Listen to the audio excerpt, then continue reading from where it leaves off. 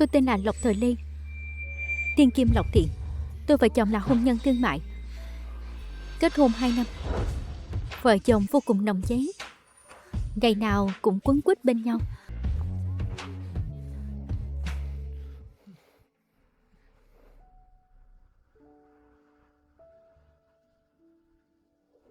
Tôi vừa mơ một giấc mơ. Tối mai, chồng tôi sẽ gặp định mệnh của đời anh. Anh sẽ cùng cô gái đó trải qua một đêm định mệnh. Vì cô gái đó, Quý Vọng Thần không tiếc trở mặt với gia tộc để đòi ly hôn với tôi. Còn tôi để đối phó với Bồ Nhiếp và dùng hết mọi thủ đoạn. Cuối cùng lại bị chồng đuổi khỏi nhà. Cuối cùng ra đi đau đớn trong bệnh viện tâm thần.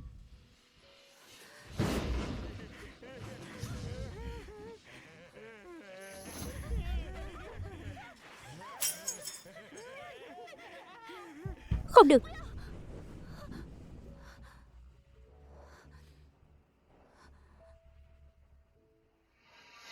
Mình thật sự sẽ rơi vào kết cục đó sao?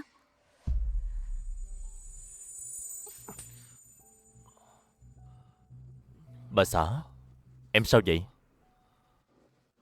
Có mũi thôi.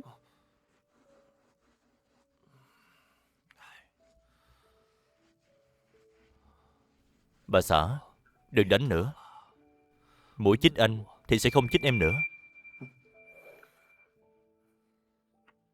Ông xã đối xử tốt với mình vậy, sao có thể ngoại tình chứ?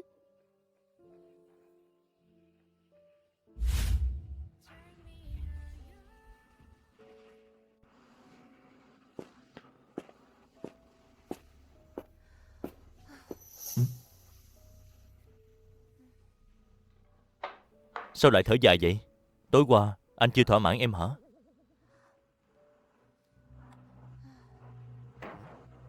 Ông xã, em thấy cuộc sống chẳng còn hy vọng gì nữa. Tài khoản đã nhận được 5 triệu tệ. Cầm lấy mà xài. Không đủ thì lấy thẻ của anh mà quẹt. Có tiền cũng chẳng có tâm trạng tiêu. Tuần trước, viên kim cương hồng em thích anh đã đấu giá cho em rồi. Ngày mai sẽ gửi đến nhà. Phiên đó sao? Phiên đó nặng quá. Làm cài tóc hay làm vòng cổ đều không hợp. Vậy thì cứ lấy làm bi mà chơi.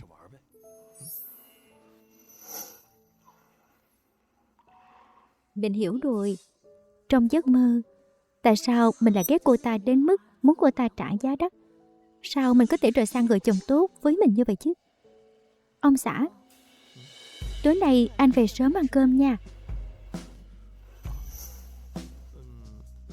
Tối nay anh hẹn với mấy người bạn tụ tập một chút.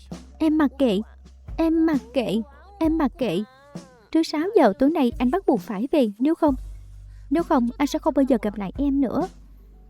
Tuân lệnh, bà xã đại nhân. Vậy anh đi nha.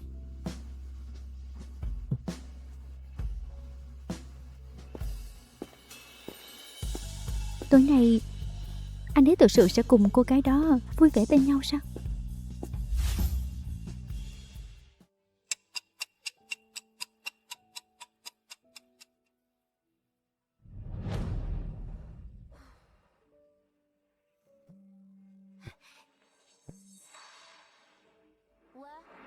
Anh xin lỗi bà xã. Có mấy vị lãnh đạo xuống đây, ba và anh đều phải đi tiếp đón. Em mặc kệ. Em mặc kệ. Em muốn anh về ngay. Anh đã hứa rồi. Lê Lê à, em sao vậy? Anh về ngay đây, em đợi anh nha.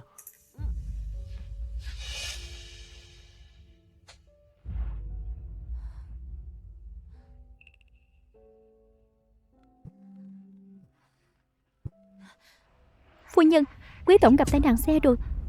Cái gì? Sao lại như vậy? Lẽ nào đây chính là hậu quả của việc ép Quý Vọng Thần quay về sao?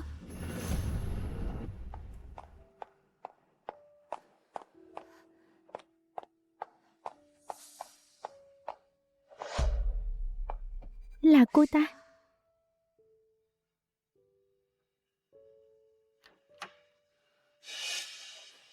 Bác sĩ, tôi có thể vào thăm anh ấy không? Cô là vợ của quý tổng sao? Tôi là vợ của quý phòng thần. Chào quý phu nhân. Anh ấy xảy ra chuyện gì vậy? Khi quý tổng đang lái xe để tránh xe điện của cô gái này, anh ấy đã đâm vào dãy cây xanh bên đường. Bây giờ thì sao? Anh ấy bị nặng không? Đầu bệnh nhân bị thương, bị chấn động não nhẹ, rất có thể sẽ mất trí nhớ.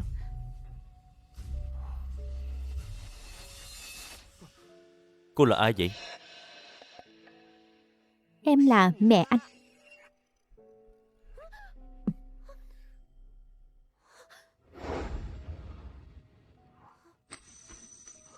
Mẹ kế của tôi sao?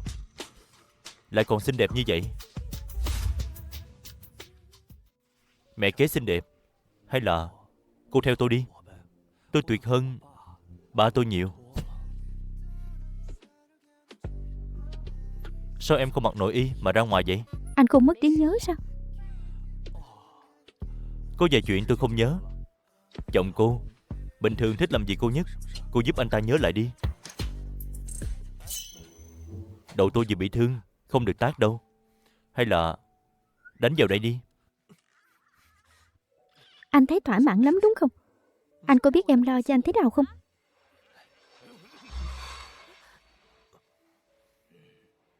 Ba. Con xảy ra chuyện gì vậy? Gọi giọng thần về gấp như vậy. Con có biết nói gì con mà bỏ cả một nhóm lãnh đạo. Chuyện này không trách Lê Lê, là do con có một người bạn đột nhiên có việc gấp nên con mới qua đó. Còn đó, suýt nữa đụng phải cô bé kia rồi. Tôi làm hỏng xe của anh. Tôi không có tiền bồi thường. Tôi có thể ở lại chăm sóc anh để trừ nợ không? Không cần đâu, tôi sẽ bảo thư ký của tôi không truy cứu trách nhiệm của cô.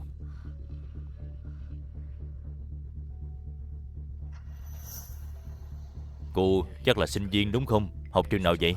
Tôi là sinh viên khoa múa của Kinh Nghị. Sinh viên trường múa hả? Mà sao lại đi giao hàng? Ba tôi bị bệnh nên tôi nghĩ làm thêm vài việc để đóng viện phí cho mấy. Nè, giọng thần, chẳng phải chúng ta đang có một dự án từ thiện sao? Hay là hỗ trợ cho cô bé này đi.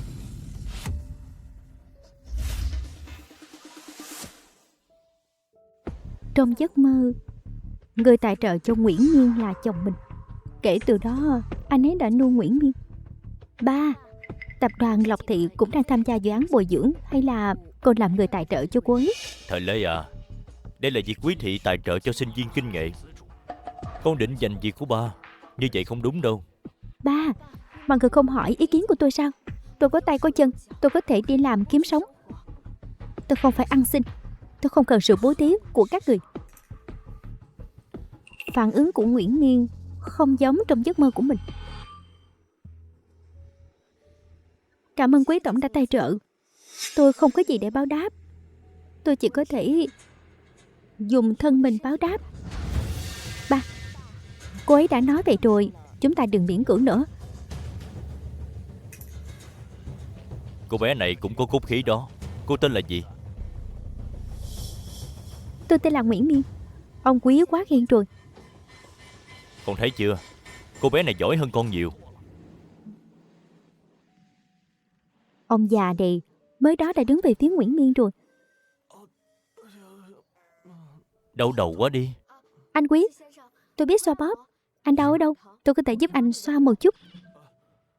Để tôi nghỉ một lát. Mọi người ra ngoài hết đi. Vợ tôi ở lại. Đúng là hồ ly tinh.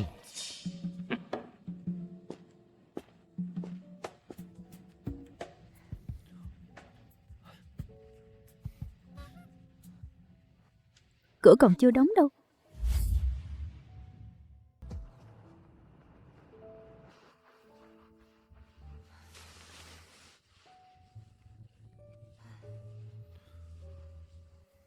Sao vậy? Tối qua anh làm em đau hả? Để anh hẹn bác sĩ phụ khoa khám cho em. Ông xã, anh sẽ ngoại tình chứ?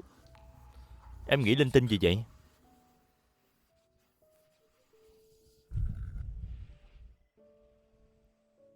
Nếu anh ngoại tình thì chúng ta ly hôn. Mình tuyệt đối sẽ không giống trong mơ, cố chấp với một người đàn ông tồi tệ không còn yêu mình.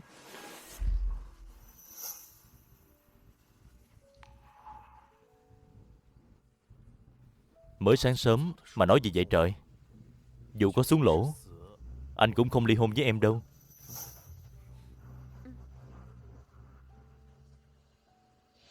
Hôm nay chồng mình phải đến học viện tinh nghệ tham dự lễ quyên góp của hội từ thiện Quý Thị.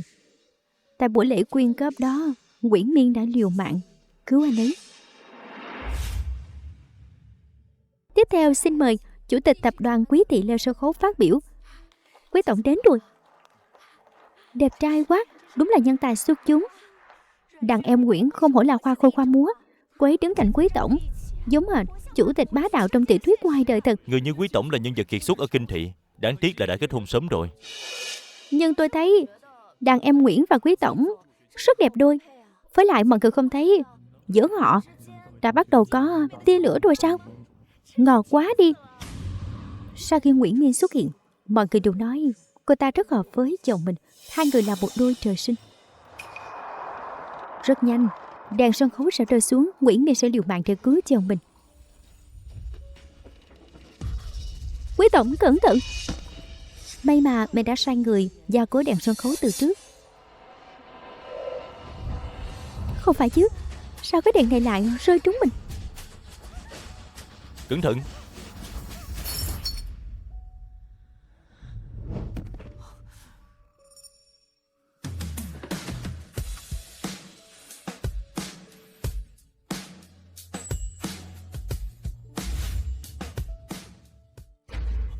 Quý tổng cẩn thận. Tại sao đèn chiếu không rơi xuống? Nam thần Giang anh hùng cứu mỹ nhân kia.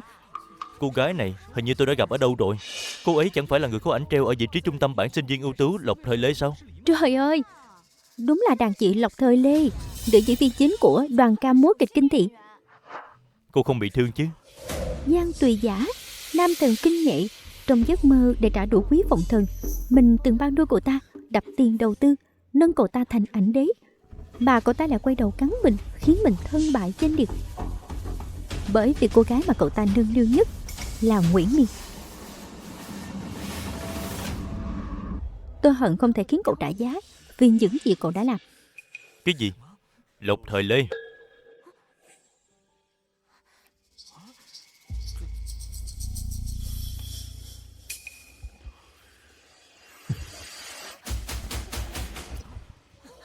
Ông xã, anh làm gì vậy? Lộc Thời Lê? Sao cô ta lại ở đây? Những chuyện xảy ra hôm nay hoàn toàn không chiếm dự tính của mình. Có bị thương chỗ nào không? Không sao, chỉ là lúc nãy và đầu gối một chút, hơi đau thôi. Nào.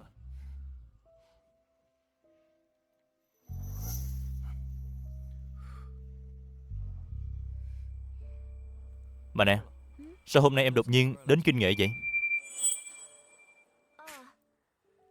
Người ta lo cho anh mà. Ông xã, anh có đau đầu hay không? May mà lúc nãy cái đèn đó suýt rơi trúng em. Nếu nó rơi vào người anh, em sợ mất anh mất. Sức khỏe của anh tốt lắm đó.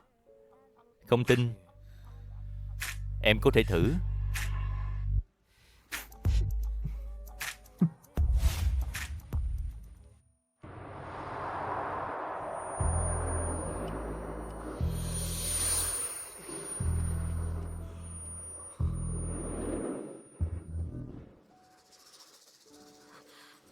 Cứu tôi với. Cứu tôi với.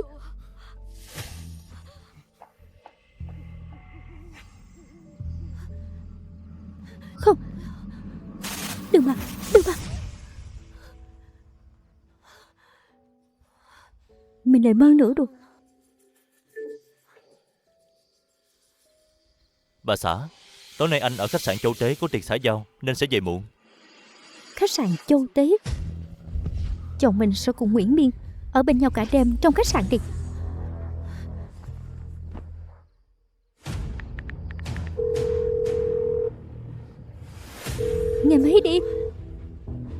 Nghe máy đi, Quý Vọng Thần.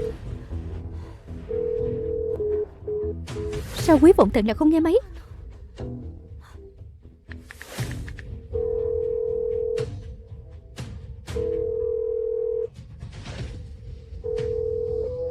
Alo phu nhân, thư ký Tăng. Có thể phiền cô bảo giùm tôi nghe máy hay không? Quý tổng hiện đang ở phòng bao, tôi không tiện vào. Vậy sau khi xong tiệc có thể phiền cô đưa nấy về nhà không? Dạ được phu nhân. Không được, mình không thể ngồi yên chịu trận, mình phải đến đó ngăn lại.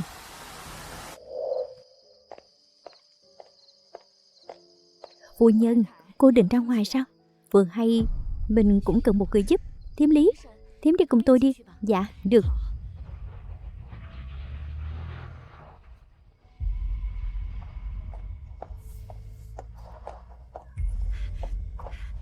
Phu nhân, quý tổng muốn say rồi. Tần thiếu đã đưa quý tổng lên phòng tổng thống. Tôi không tiện vào làm phiền để là thẻ phòng tổng thống. Đi theo tôi.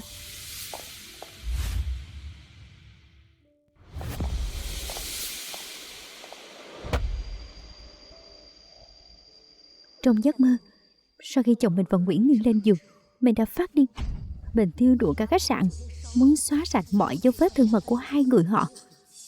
Nếu như chuyện đó thật sự xảy ra, mình sẽ ly hôn.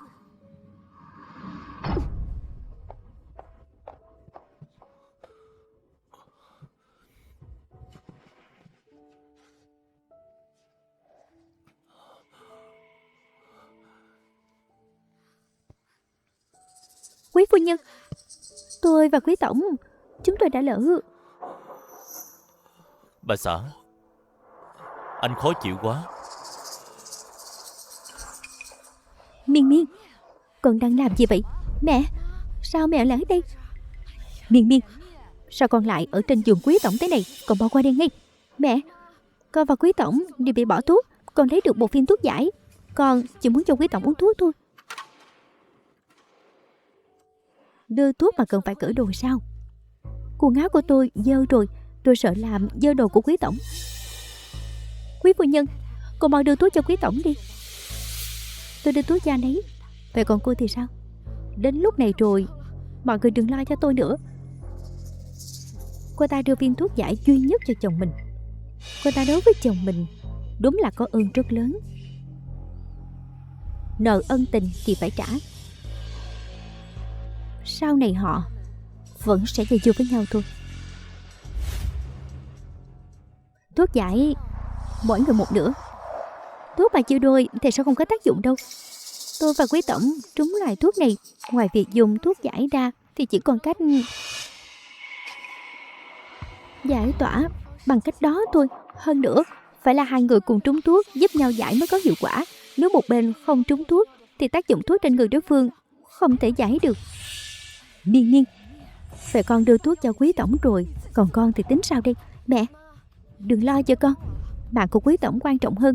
Cứu quý tổng mới quan trọng. Thuốc giải, cô và chồng tôi mỗi người một nửa. Tôi đã nói rồi, thuốc về đôi sao không có tác dụng đâu. Quý phu nhân, cô sao lại không hiểu vậy? Nếu còn không cho quý tổng thuốc uống, mạch máu của quý tổng sẽ vỡ mất. Miên Miên, nếu nói vậy, có phải con cũng sẽ gặp nguy hiểm hay không? Mẹ, đừng lo cho con nữa. Chỉ cần quý tổng bình an là được. Thuốc giải chia đôi sẽ là không có hiệu quả. Dùng thuốc qua đường trực tràng, hiệu quả sẽ tăng gấp đôi. Nửa viên thuốc cũng sẽ đạt được tác dụng của cả một viên. Cô nói gì? Đúng là phu nhân có cách.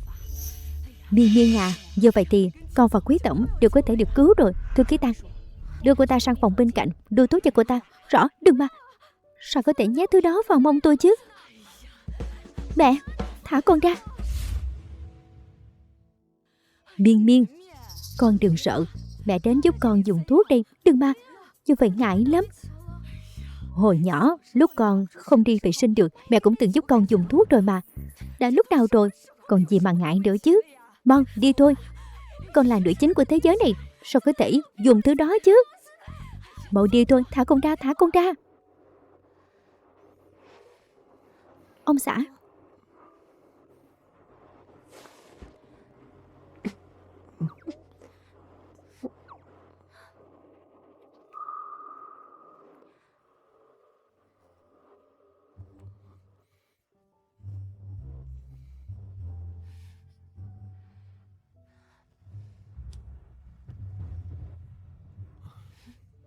Bà xã,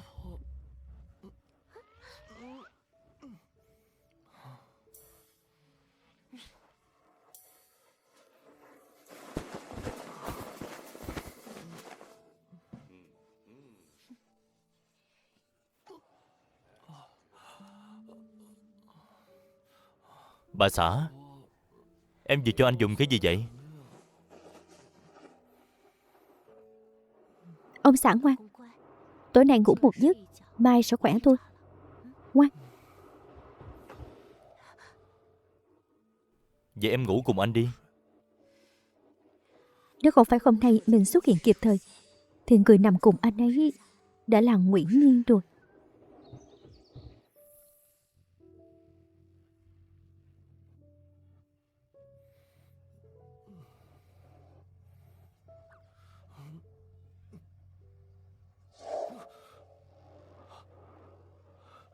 Mình đã ngủ với ai vậy? Quý tổng, anh tỉnh rồi sao? Tôi mua bữa sáng cho anh rồi. Tôi mua bữa sáng cho anh rồi. Nhân viên khách sạn sao lại vô lễ như vậy? Ra ngoài. Quý tổng, anh không nhớ tôi sao? Tối qua chính tôi đã đưa anh về. Sau đó chúng ta còn...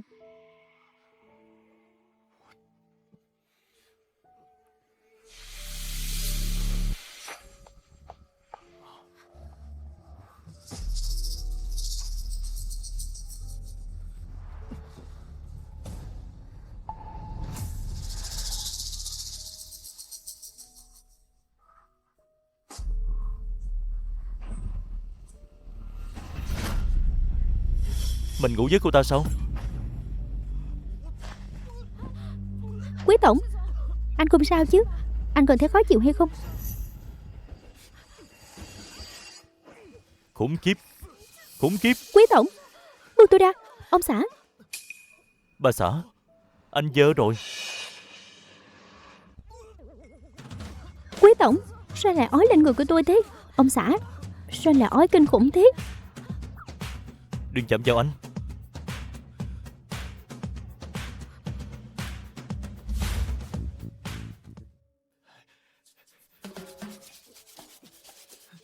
Ông xã, anh nhẹ tay chút.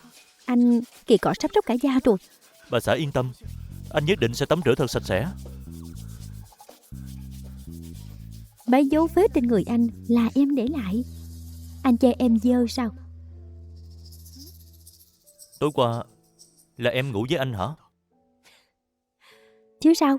Ngoài em ra thì còn ai nữa? Vậy anh khỏi tắm nữa. Mùi hương của bà xã còn vương trên người anh, sao có thể rửa đi được chứ? Anh...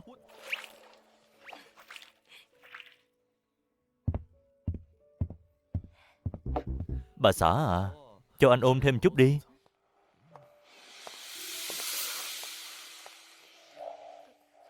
Quý tổng, tôi mang quần áo đến cho anh. Sao cô vẫn chưa đi vậy? Là tiêm lý, bảo cô mang tới đúng không? Để quần áo xuống rồi đi đi.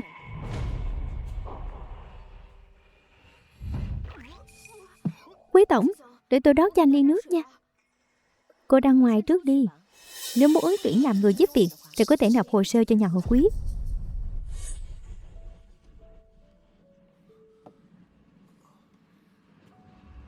Quý phu nhân, trong mắt cô tôi là loại người rất thấp kém sao? Vì sao lại sỉ nhục tôi như vậy? Cô nghĩ thì mẹ cô làm người giúp việc ở nhà họ Quý là chuyện rất thấp kém hay sao? Niên Niên, sao con lại chạy đến đây mẹ? Con đến giúp mẹ đưa quần áo cho quý tổng, nhưng mà hình như quý phu nhân không thích con. Còn đó, tối qua gây ra chuyện lớn như vậy, phu nhân không đuổi việc mẹ đã là nhân từ lắm rồi. Con sắp trễ giờ học rồi, mau đi đi. Mẹ, sáng nay con không có tiết. Mau đi đi, đi mau đi.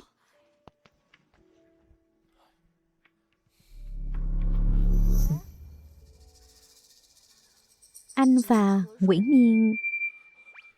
Tụi anh chắc chắn không có chuyện gì đâu. Được rồi, vậy anh thu dọn chút đi, chuẩn bị đến công ty. Tối qua sao em lại tìm được đến đây vậy? Thư ký Tang nói với em là anh uống quá chén. Em lo cho anh nên qua đây xem thử. Vợ của anh tốt thật đó.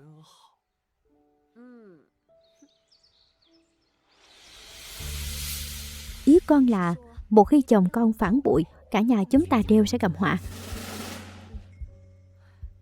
Nhà họ Lộc sẽ phá sản, mẹ và ba con đều mất mạng sao? Mẹ, chúng ta chỉ cần không đối đầu với Quý Vọng Thần, nhà họ Lộc sẽ không sao đâu. Sao có thể không đối đầu với Quý Vọng Thần cho được chứ? Ba tuyệt đối không cho phép thằng nhóc đó phản bội con. Ba, con kể giấc mơ đó cho mọi người, chỉ là hy vọng sẽ không mất đi mọi người, giống như trong mơ. Đã làm thì làm cho tới cùng. Hay là xử lý cái cô Nguyễn Miên kia đi. Không được, không được, chuyện này tuyệt đối không được. Nguyễn Miên là nữ chính của thế giới này.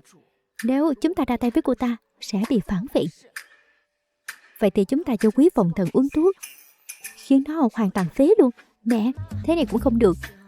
Nguyễn Miên là nữ chính, thì chồng con chính là nam chính. Nếu chúng ta ra tay với anh ấy, cũng sẽ gặp báo ứng. Con gái, vậy thì phải dựa vào bản lĩnh của con, khiến nó bị con phát kiệt.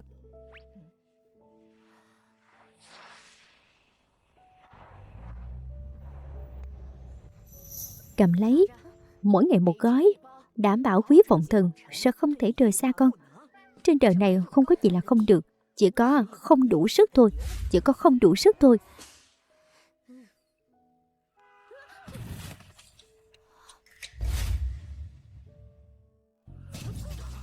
Phu nhân, cô không sao chứ? Thật là xui xẻo mà. Sao tự nhiên lại đâm trúng người vậy? Trong giấc mơ, xe của mình đã đâm trúng Giang Tùy Giả. Nè trai đẹp, cậu không sao chứ? Phu nhân, hình như cậu ấy bị thương nặng rồi. Alo ông xã, em vừa đâm trúng người ta, hình như trọng thương rồi. Cái gì? Tiễn đi luôn sao? Không được đâu ông xã. Lão Trần, đỡ cô ấy lên xe.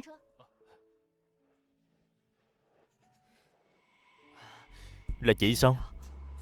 Trước khi dàn cảnh va chạm, cậu ta đã biết đây là xe của nhà họ Quyết. Giang Tùy Giả vì để Nguyễn Miên thuận lợi tiếp cận chồng mình nên bắt đầu hành động rồi. Ân nhân cứu mạng, lần này tôi lại nợ cậu một mạng rồi. Nè, chân cậu còn ổn không? Chị ơi, nhẹ tay một chút đi. Xin lỗi, tôi không biết cậu bị thương nặng như vậy. Cảm ơn chị đã quan tâm tôi như vậy. Mười mấy năm qua, đây là lần đầu tiên có người quan tâm tôi như vậy. Tôi hơi không quen. Cậu đẹp trai thế này, sao lại không có ai quan tâm chứ? Ba tôi quanh năm rượu chè cờ bạc. Mẹ tôi đã bỏ tôi mà đi từ khi tôi còn nhỏ. Những năm qua, tôi vẫn luôn đi làm thuê để nuôi em gái ăn học. Đàn chị là người đầu tiên đối xử với tôi dịu dàng như vậy. Nè, đàn em, cậu tên là gì vậy? Tôi tên là Giang Tùy Giả. Đàn chị. Tôi tên là Giang Tùy Giả. Đàn chị rất nổi tiếng ở trường mình. Ngày đầu tiên tôi vào kinh nghệ, đã nhìn thấy ảnh của chị ở trong sảnh sinh viên ưu tú. Trong mắt cậu ta chỉ thấy 4 chữ lớn hòn đá kề chân. Vết thương nhỏ này không đáng gì đâu. Chị coi. Không sao đâu đàn chị. Á Giả, anh không sao chứ? Nghe tin anh gặp tai nạn xe, em lo quá chừng. Anh không sao. Quý phu nhân, sao cô lại ở đây? Cậu ta đâm trúng xe tôi. Cô và cậu ấy quen nhau sao? Tôi và A Giả là bạn tốt. Bạn bè tôi sao? Tất nhiên rồi. Nếu tôi và A Giả có tình cảm thì chúng tôi đã quen nhau từ lâu rồi. A Giả, sao anh lại bị thương nặng thế này? Quý phu nhân, cô phải chịu trách nhiệm với A Giả. Trước khi anh ấy khỏe lại, cô phải chăm sóc anh ấy cho tốt. Nếu không nhờ giấc mơ báo trước, nói không chừng mình đã bị hai người phối hợp lừa rồi. Ai cho phép vợ tôi đi chăm sóc người khác? Quý tổng, Sao chỗ nào cũng có cô vậy? Người phụ nữ này xuất hiện cũng quá thường xuyên rồi. Em bị dọa rồi phải không? sao anh lại đến đây? Anh không đến, em sẽ bị người ta bắt nạt mất. Quý tổng, sao anh có thể nói như vậy chứ? Trong giấc mơ, Quý Phòng Thần chính là bị dáng vẻ không sợ quyền thế này thu hút.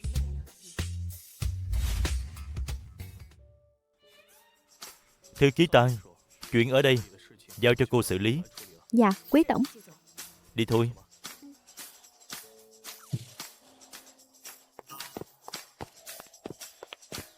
Là cô ta. Chuyện bỏ thuốc hôm đó đã bị cô ta nhìn thấy hết. Khốn kiếp.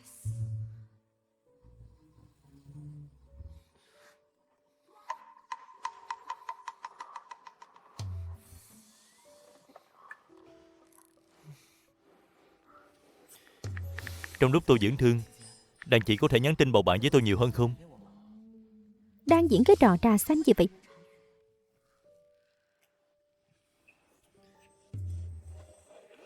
Thú hồi rồi. Cũng biết cách làm người ta tò mò đó. Xin lỗi, tôi đã đưa ra yêu cầu quá đáng với đàn chị rồi. Cậu ta đúng là cao tay thật. Không giống chồng mình. Chẳng biết cái gì cả. Chỉ biết ôm mình mà gặm thôi. Cậu vừa gửi gì vậy? Tôi không thấy. Không có gì, chắc giờ đàn chị đang ở cùng quý tổng. Tôi không làm phiền nữa. Diễn cũng khá giống đó. Xin lỗi nha đàn em, đã làm cậu bị thương rồi. Hay là mỗi ngày cậu báo cáo tình hình vết thương cho tôi đi. Chụp cái chân tôi xem.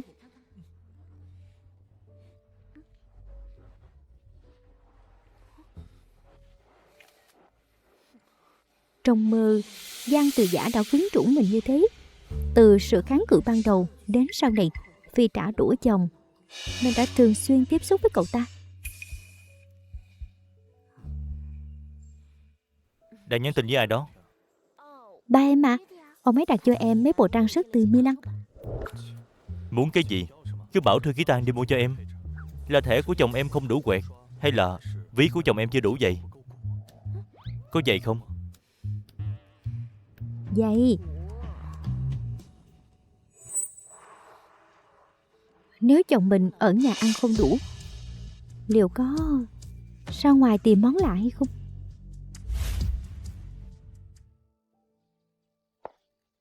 Tới ăn cơm thôi, hôm nay đều là những món em thích nè. Cảm ơn ông xã.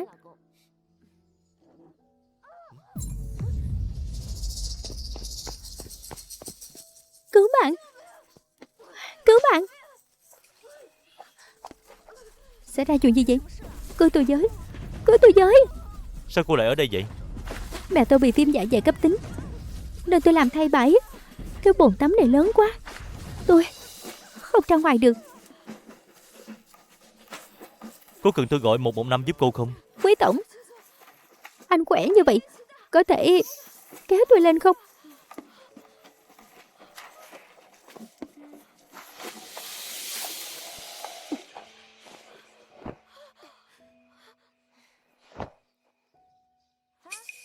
Hình như cô là sinh viên khoa múa mà. Sao khả năng giữ thăng bằng cũng không có vậy? Tôi là thủ khoa năng khiếu vào kinh nghệ đó. Quý tổng đâu? Chắc thấy chán quá nên đi rồi.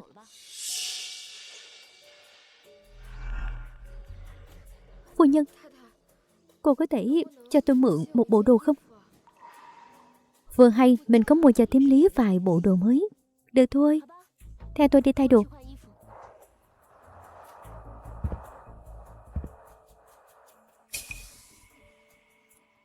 Đồ của phu nhân cho tôi mặc quá rộng rồi. Đây không phải quần áo của tôi. Tôi biết chứ. Quần áo tôi đã mặc qua, phu nhân chắc sẽ không mặc lại đâu.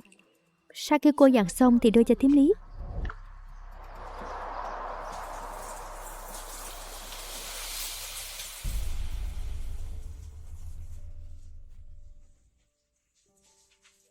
Mình mặc quần áo của Lộc Thời Lê, liệu quý tổng có nghĩ mình là vợ của anh ấy hay không? Phụng Thần,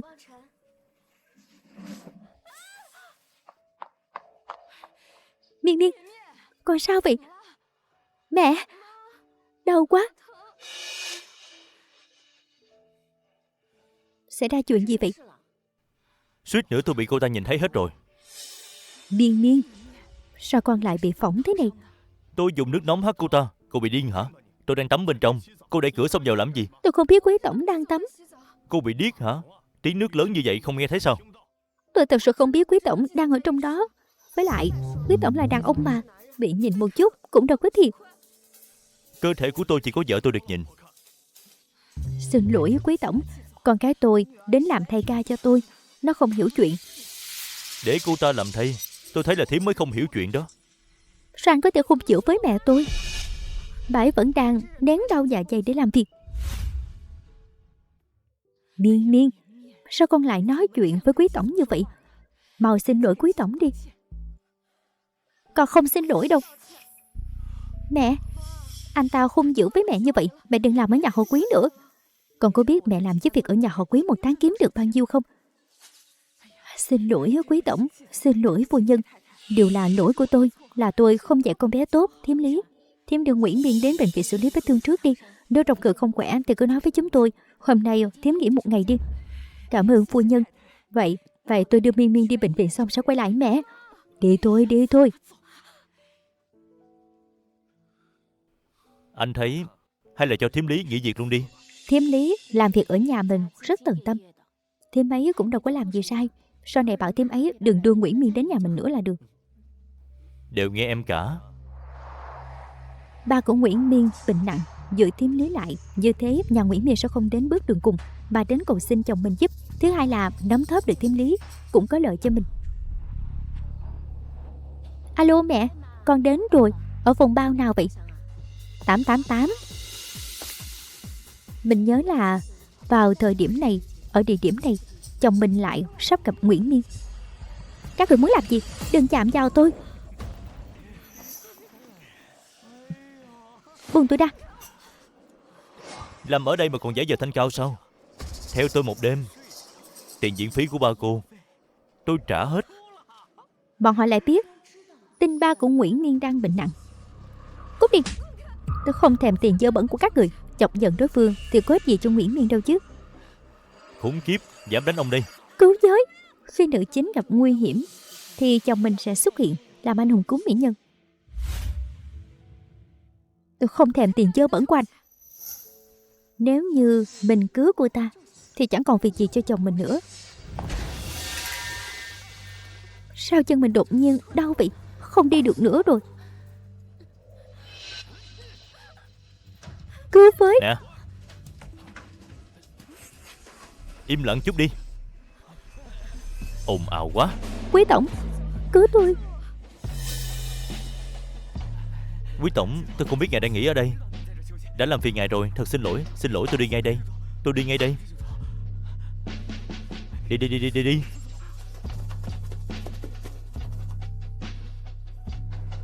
Cảm giác đau ở chân biến mất rồi. Hình như ông trời đang cảnh cáo mình không được can thiệp vào chuyện giữa Nguyễn Miên và chồng mình.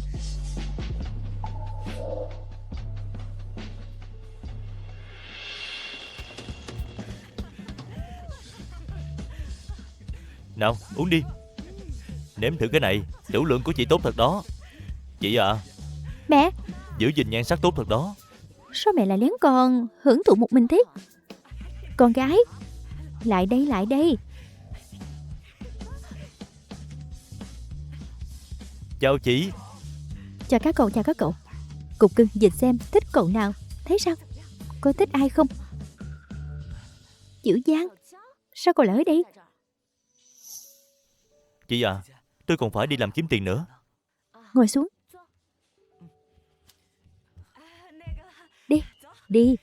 Đi theo chị ra bên kia chơi đi.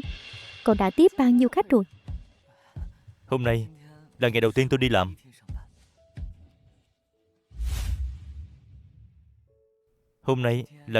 đi làm. Đàn chị, chuyện chị ra ngoài tìm niềm vui tôi sẽ không nói với ai đâu.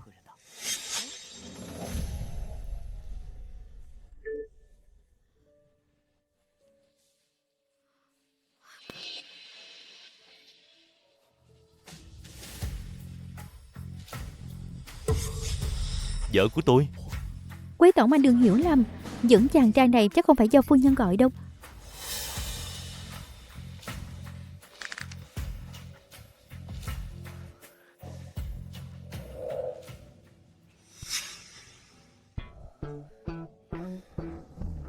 Đàn chị thích kiểu như tôi sao?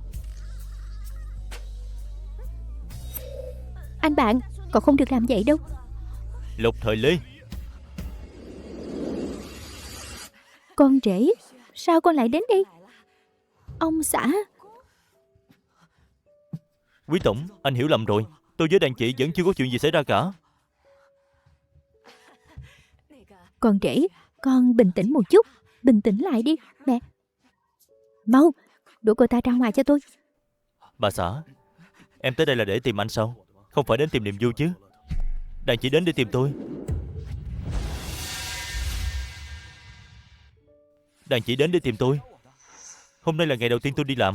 Đàn chị đặc biệt đến ủng hộ tôi đó. Cho dù cô ta có phủ nhận, quý tổng cũng sẽ không tin đâu. Nếu ném cậu xuống sông thì cư dân ở Hạ Lưu cũng được uống trà long tỉnh rồi đó. Ông xã, cậu ta nói bậy đó. Anh tin em. Quý tổng, sao anh lại dễ dàng tin lời người khác vậy? Người khác là sao? Cô ấy là vợ tôi.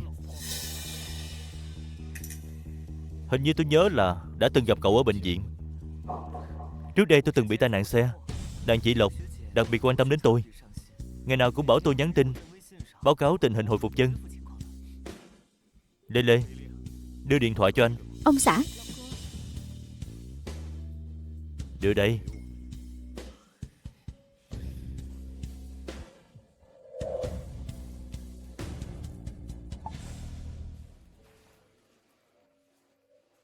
ông xã, anh bình tĩnh lại đi. Anh xem, là cậu ta suốt ngày gửi cho em những bức ảnh thiếu đứng đắn này. Đã nhìn thấy rõ chưa? Người đàn ông mà vợ tôi thích có dốc dáng như thế này. Quý tổng, anh tự coi đi. Đàn chị ngày nào cũng gửi ảnh như vậy cho tôi mà. Chẳng phải đang dụ tôi quyến rũ cô ấy sao? Được lắm Giang Tùy giả, cố tình gửi cho tôi nhiều ảnh như vậy, chỉ chờ lúc này để tính kế tôi chứ gì. Vợ tôi gửi cho cậu mấy tấm ảnh cơ bụng của tôi, từ chối cậu rõ ràng như vậy, mà cậu vẫn chưa hiểu sao? Cái gì? Những tấm ảnh chị gửi cho tôi mỗi ngày đều là của chồng chị sao? Đúng vậy, chứ sao nữa. Ngoài gửi ảnh chồng tôi gửi ảnh ai được nữa. Ngược lại là cậu, suốt ngày gửi ảnh, muốn quyến rũ tôi. Tôi chỉ muốn xem tình hình phục hồi bắp đùi của cậu thôi.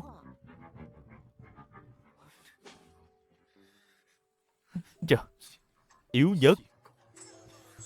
Bà xã, mấy tấm ảnh cậu ta gửi cho em đều là ảnh chỉnh sửa. Đưa đi, đưa đi. Con rể, hai đứa cứ chơi vui nha. Mẹ rút trước đi, mẹ đi đây, đi đây. Em cũng đi với mẹ luôn đi. Nếu đã thích chơi như vậy, vậy thì chơi với anh đi. Bà xã, bình thường em chơi với trai bao như thế nào?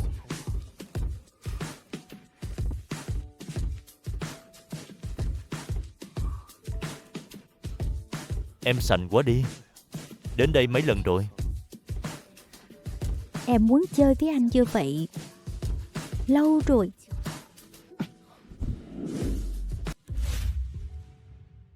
Lần đầu bị người ta chơi nên là chưa quen lắm. Quả nhiên có người sinh ra đã hợp làm trai bao rồi. Bà xã, còn muốn chơi thế nào nữa? Hay là anh nhảy cho em xem một điệu đi. Anh có biết nhảy đâu. Không biết thì đi học đi. Học với mấy tiền bối cho đàng hoàng, xem phải phục vụ thế nào. Vậy em dạy anh đi. Mơ đẹp quá nhỉ. Em còn chưa chơi đủ đâu.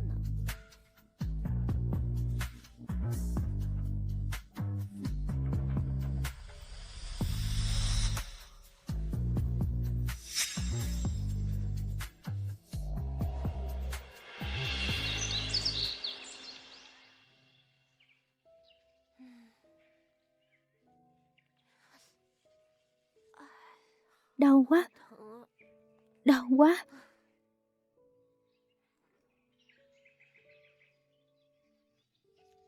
Lê Lê, mẹ cho con xem một thứ rất thú vị. Lúc đầu mẹ nhờ người xóa camera ẩn trong phòng bao, nhưng hacker phát hiện có người trộm dữ liệu nên gửi đoạn video này cho mẹ.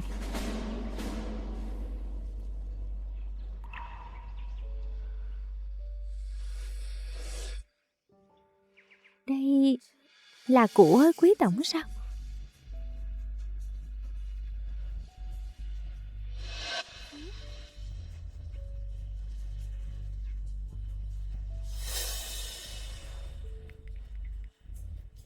Lẽ nào đây cũng là của quý tổng sao?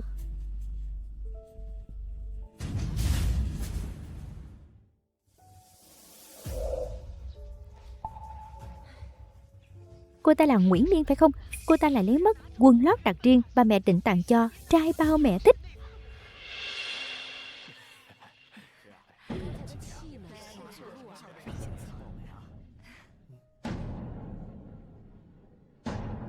Lộc tổng, Bà đối xử với Vọng Thần tốt một chút đi. cậu ta sẽ khiến nhà chúng ta phá sản. Ba không thể cười nổi với cậu ta. Lê Lê, con mau ly hôn với cậu ta đi. Ba, Mọi người đang nói gì vậy?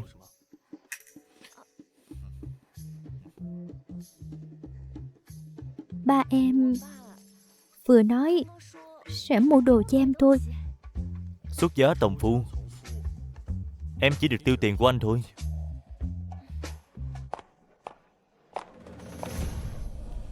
Lê Lê, người kia là Nguyễn Miên phải không? Có phải cô ta đã sớm dò hỏi hành tung của chồng con không? Cô ta không có bản lĩnh đó đâu. Chỉ là cô ta là định mệnh của chồng con.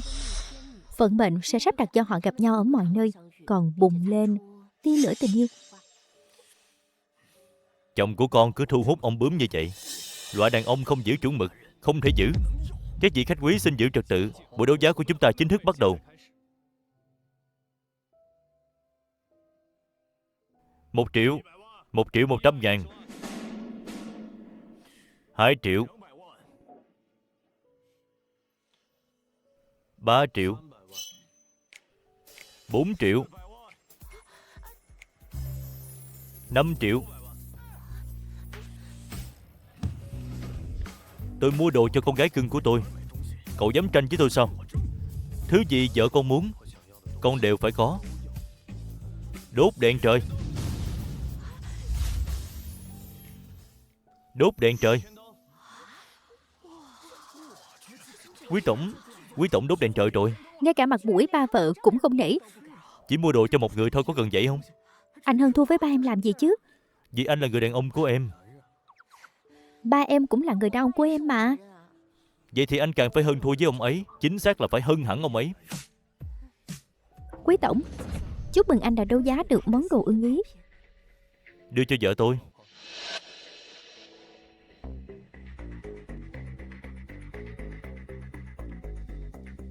Đưa cho vợ tôi. Đưa cho vợ tôi.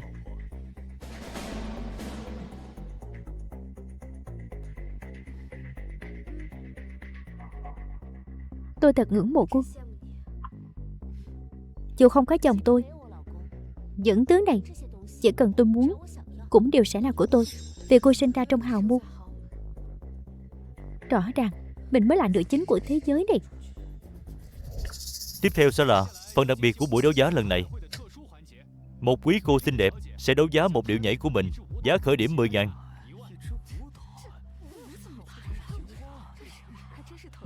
Cô ta định bán cả bản thân mình sao? Không biết tự trọng như vậy, bảo sao làm kẻ thứ ba. Anh đến phòng hút thuốc một lát. Ông xã, hoạt động này anh không tham gia sao? Không hứng thú. Cầm lấy đi, cứ thoải mái tiêu tiền của chồng em.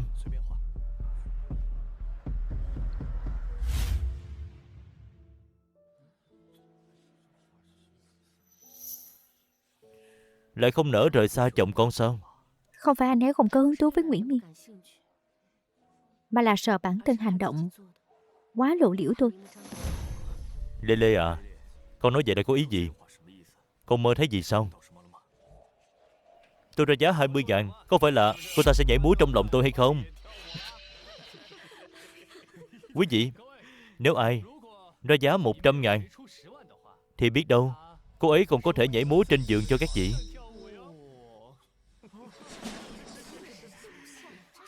Nhảy trên giường cái gì chứ?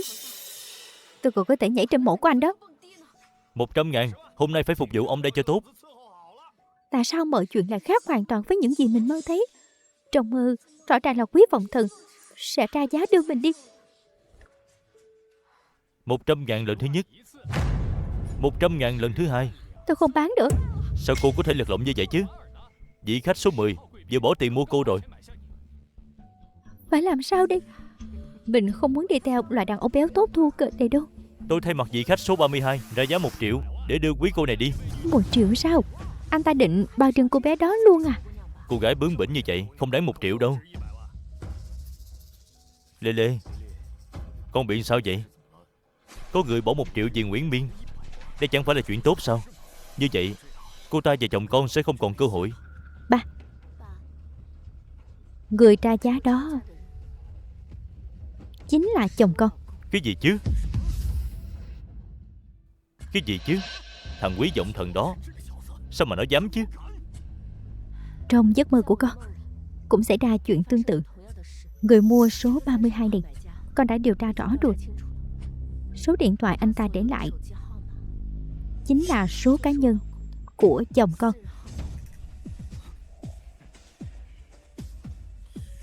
Quý phu nhân là sinh viên tốt nghiệp xuất sắc của khoa múa kinh nghệ. Quý vị có muốn xem vũ công giỏi nhất kinh thị biểu diễn một điệu không? Múa một bài đi. Muốn một bài đi. Muốn một bài đi. Múa một bài đi. Đầu óc của ta bị sao vậy?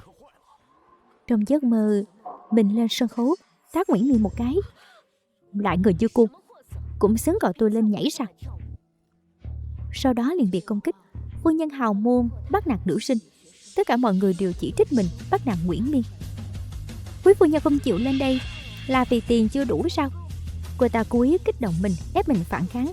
Có ai sẵn lòng bỏ tiền mời quý phu nhân lên đây biểu diễn một điệu không? Ai dám ra giá cho con gái tôi coi ai chán sống nào. Chẳng lẽ điệu nhảy của quý phu nhân không đáng một xu sao? Tôi ra giá 10 triệu.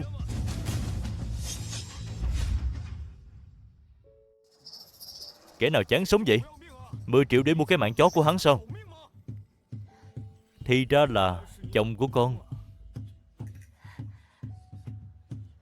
Người vừa ra giá 10 triệu là chính là Quý tổng. Tôi quyên góp cho buổi đấu giá từ thiện 10 triệu để mua một điệu nhảy của vợ tôi.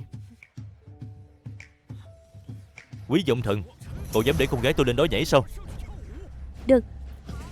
Tiếp theo xin mời quý phu nhân lên sân khấu để chúng ta cùng chiêm ngưỡng phong thái của vũ công chính đoàn múa kinh thị. Múa đi. Múa. Múa đi. Múa đi. Múa đi nào. Múa. Xin lỗi các vị, tiền tôi đã trả rồi, nhưng điệu múa của vợ tôi chỉ mình tôi được xem thôi.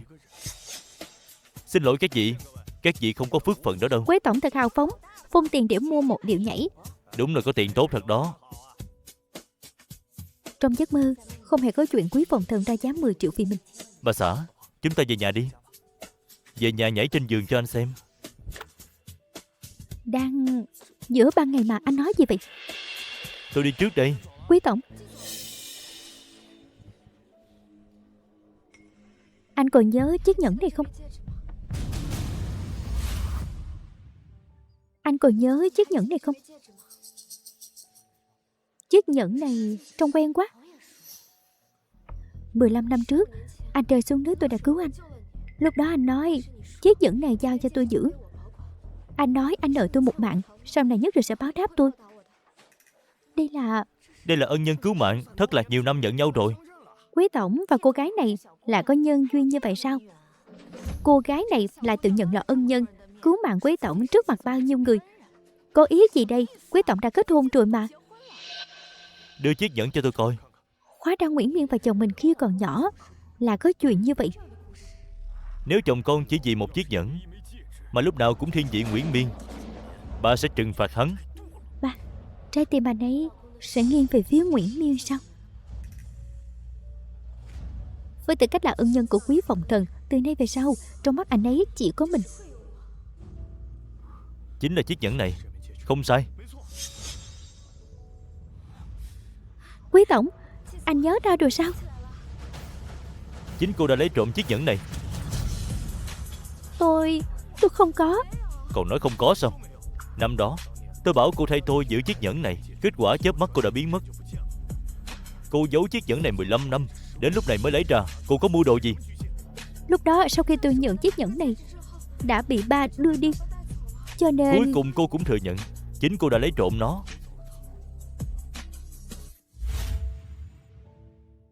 Cuối cùng cô cũng thừa nhận chính cô đã lấy trộm nó.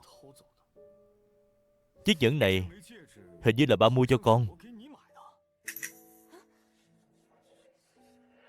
phải, chính là chiếc nhẫn này. Chiếc nhẫn này là của em. Năm đó anh vì giúp em tìm chiếc nhẫn này nên mới không may rơi xuống nước sao? Cái gì? Nhẫn là của cô sao? Đúng vậy. Đây là món quà ba tặng tôi năm đó khi đi dự tiệc sinh nhật của phòng thần, nên vô ý làm mất. Nếu không phải năm đó cô ta lấy nhẫn của anh thì anh đã sớm trả lại cho em rồi. Cô có biết tôi tìm cô bao lâu rồi không?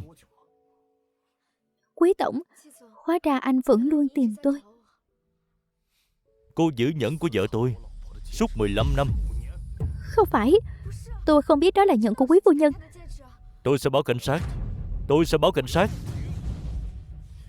Chiếc nhẫn này giá của 15 năm trước là 800.000. Quý tổng, xin anh đừng báo cảnh sát. Xin anh nể tình năm xưa tôi từng cứu anh. Đừng có lãng sang chuyện khác nữa. Tất cả là tại cô khiến năm đó tôi không thể làm vợ mình vui. Con gái tôi khi đó mới 10 tuổi. Cậu đã để ý nó rồi sao? Cô đã lãng phí của tôi 15 năm. Xin lỗi quý tổng, khi đó tôi còn nhỏ không hiểu chuyện. Nếu chiếc nhẫn này không phải dành cho tôi, vậy bây giờ tôi trả lại cũng coi như vật về với chủ. Cảm ơn cô đã giúp tôi giữ nó suốt bao nhiêu năm đây. Đừng để tôi thấy cô thêm lần nữa.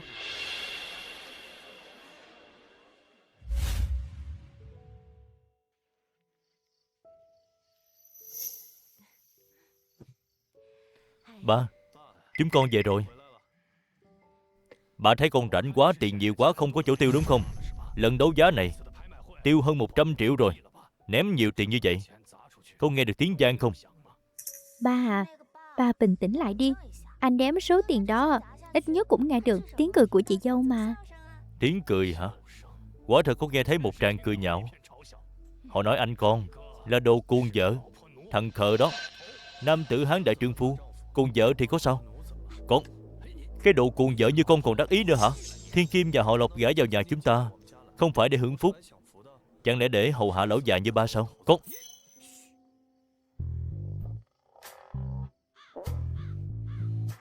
trước mặt vợ con đừng nói lớn tiếng. Ba, 100 triệu này của phòng thần không chỉ chia cho con đâu.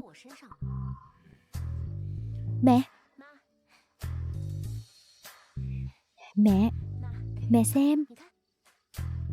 Miếng đế vương lục vị thúy này phòng thần đã tốn không ít tiền. Mẹ xem có thích hay không? Cái này là ngọc bội long phượng trinh tường, một trong 10 bảo vật thế kỷ từng xuất hiện ở Christie đó sao? Để con đeo cho mẹ được.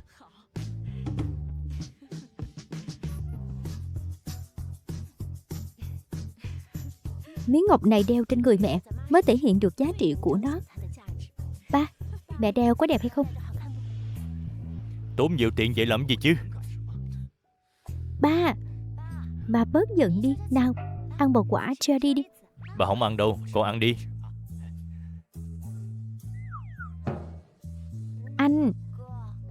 Anh cũng ăn một quả đi. Nào.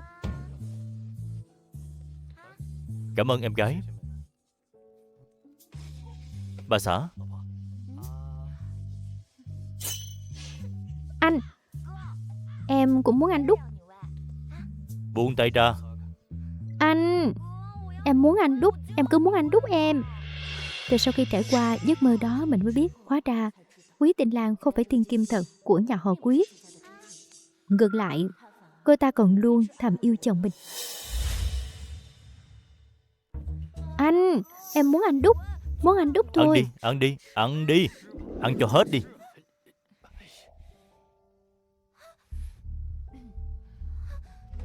Anh, em chỉ đùa với anh chút thôi, sao lại đối xử với em như vậy?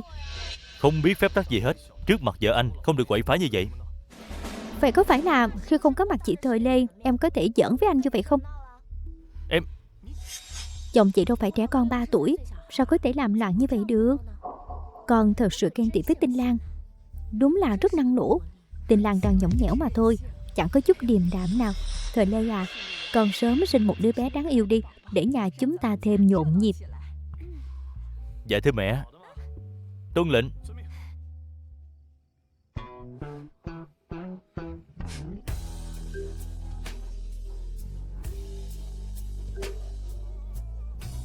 Anh nghe điện thoại trước đi.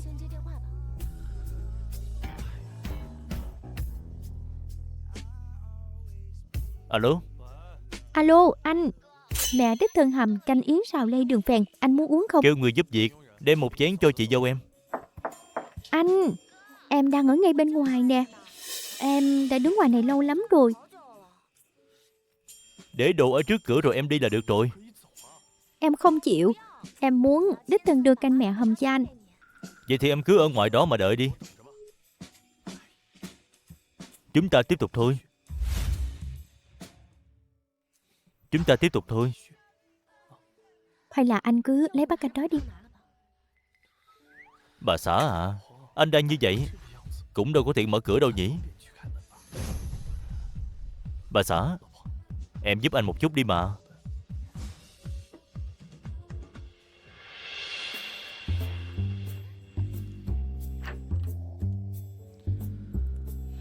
Quý Vọng Thần, anh lại bắt em chờ lâu như vậy. Về phòng ngủ đi.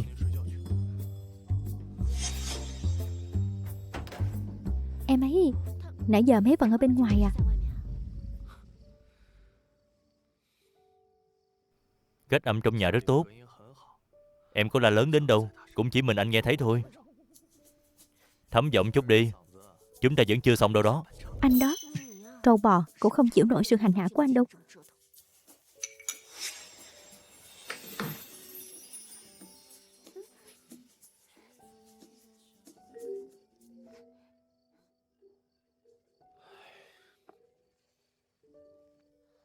Anh, cứu em với. Có phải Tinh Lan gặp chuyện gì rồi không? Để anh ra ngoài coi sao. Anh Quý, cô Tinh Lan bị thương nặng lắm. Sao cô lại ở đây? Tôi đến làm thêm theo chương trình của trường. Quý tổng, không lẽ anh nghĩ tôi cố ý bám lấy anh chứ? Sau khi tôi đăng ký chương trình làm thêm ở trường thì mới biết mình được phân công đến nhà của ba mẹ anh để làm việc.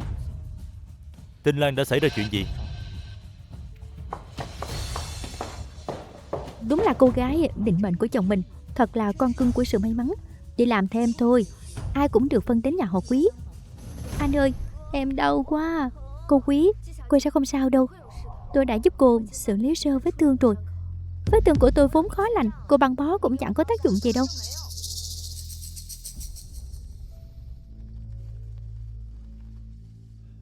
Tinh Lan bị ngã, mảnh kính đâm vào bắp chân. Anh phải đưa nó đi bệnh viện. Để em đi cùng anh nha.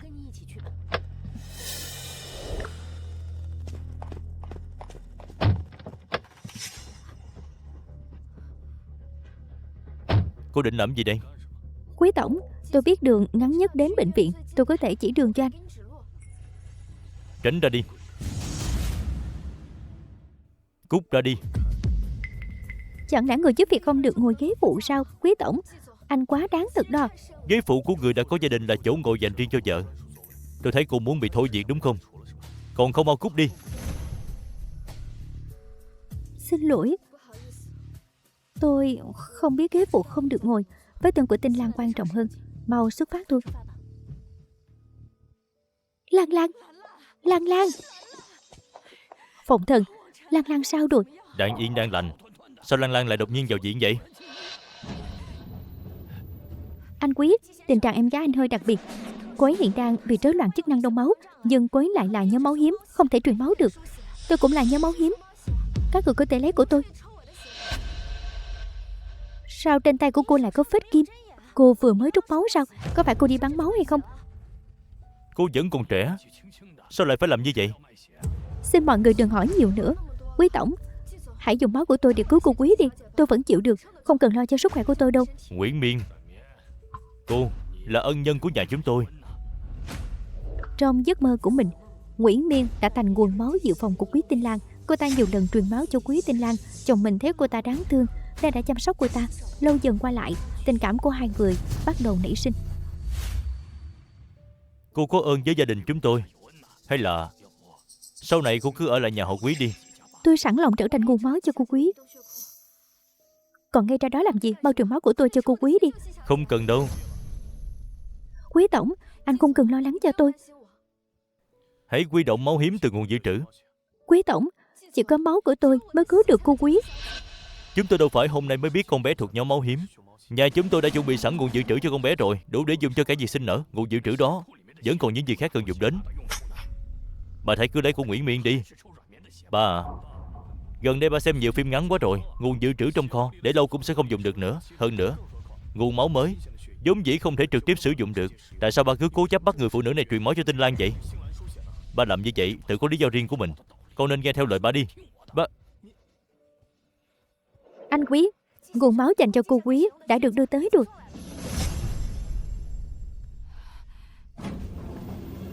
Tinh Lan chắc sẽ không sao đâu. Nếu ba mẹ đều đã đến rồi, vậy thì anh đưa em về nhà ngủ trước nha.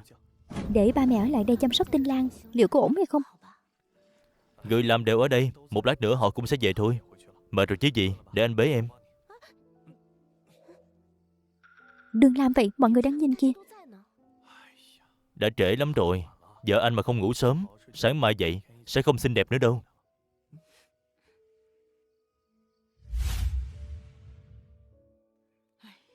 Tinh Lan, con bé này lúc nào cũng vội vội vàng vàng.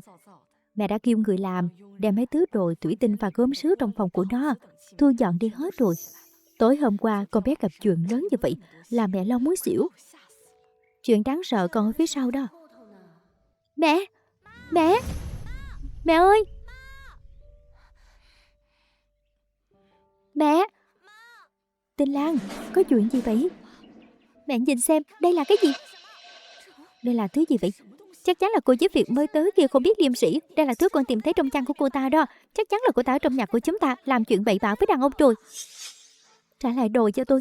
Đây là đồ của cô sao? Phu nhân, bình thường bà dạy bảo cô Quý như thế nào vậy? Sao cô ấy có thể tùy tiện lục lọi giường của tôi, còn chưa được tôi đồng ý đã lấy đồ của tôi đi chứ? Cô đang ở trong nhà của tôi vào phòng nhà mình còn cần đồng ý hay sao? Còn nữa, lúc cô vào làm, quản gia không nói với cô rằng thân là người làm không được tùy tiện đưa người vào trong phòng người làm, càng không được làm chuyện bậy bạ đó sao? Tôi không có đưa ai vào phòng hết. Cô còn dám nói dối. Đây chính là bằng chứng cô làm chuyện khuất tất trong nhà của tôi. Tôi không có. Cô đã làm ra chuyện tệ hại trong nhà của chúng tôi, giờ thì biến ra ngoài ngay cho tôi. Nguyễn Miên, cô đi tìm quản gia quyết toán tiền lương đi. Từ mai cô không cần đến làm nữa. Mẹ, con muốn cô ta đi ngay bây giờ luôn. Phu nhân, xin bà đừng đuổi tôi đi mà. Chúng tôi cũng không muốn so đo với cô. Dân trong phòng người làm của cô lại tìm thấy đồ đạc của đàn ông. Chuyện này thật sự khó lòng chấp nhận được. Bộ sơ mi và đồ lót này là của quý tổng. Áo sơ mi và đồ lót là của quý tổng. Cô nói cái gì? Đây là đồ anh ấy bỏ quên ở chỗ tôi. Tôi vẫn luôn tìm cơ hội muốn trả cho anh ấy. Không phải chứ? Cô biết mình đang nói gì không? Áo sơ mi và đồ lót là của quý đại thiếu gia. Sao cô có thể tùy tiện lấy đồ của chủ nhân chứ? Đây là đồ anh ấy quên ở câu lạc bộ. Tôi thấy áo sơ mi và đồ lót bị bẩn. Tôi chỉ muốn giúp anh ấy giặt sạch thôi. Cô con trai mẹ nó. Cô nói những thứ này là của anh tôi thì là của anh tôi thật sao? Cô Lộc có thể chứng minh. Cô Lộc, cô từng thấy chiếc áo sơ mi và đồ lót này đúng không? Tôi từng thấy. Đồ lót và áo sơ mi này là của anh tôi thật sao?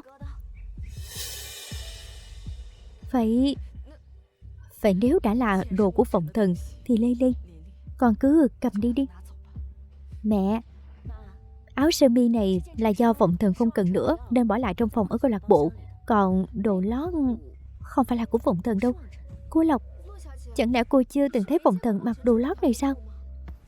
Tại sao cô lại nghĩ đồ lót này là của Vọng Thần chứ? Bởi vì tôi đã thấy rồi. Cô... Bởi vì tôi đã tận mắt thấy. Thấy ở đâu vậy? Cô Lộc, tôi không muốn trèo cao. Mặc dù tôi đến nhà tổ họ Quý để làm thêm, là theo ý của Quý tổng, nhưng tôi chỉ muốn yên phận làm người giúp việc thôi. Nhìn cái bộ dạng này của cô mà giống người biết yên phận hay sao? Cô Quý, sao cô có thể tùy tiện đánh người như vậy? Tôi chính là đánh loại khốn kiếp như cô đó tình làng. Được rồi. Mẹ, đợi Vọng Thần về rồi, chúng ta hãy hỏi anh ấy rốt cuộc là có chuyện gì.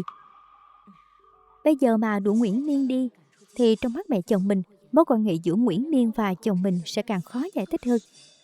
Nếu các người đã muốn tôi đi, vậy thì tôi đi. Người đâu, đưa Nguyễn Miên vào phòng giúp việc đi. Trước khi Vọng Thần quay về, không được để cô ta rời khỏi đây. Lộc Thời Lê, cô làm vậy là hạn chế quyền tự do của tôi. Sự trong sạch của chồng tôi không thể để loại người như cô hủy hoại một cách mập mờ được. Thả tôi ra. Thả tôi ra. Về rồi à? Em cả ngày hôm nay đều ở nhà với mẹ sao?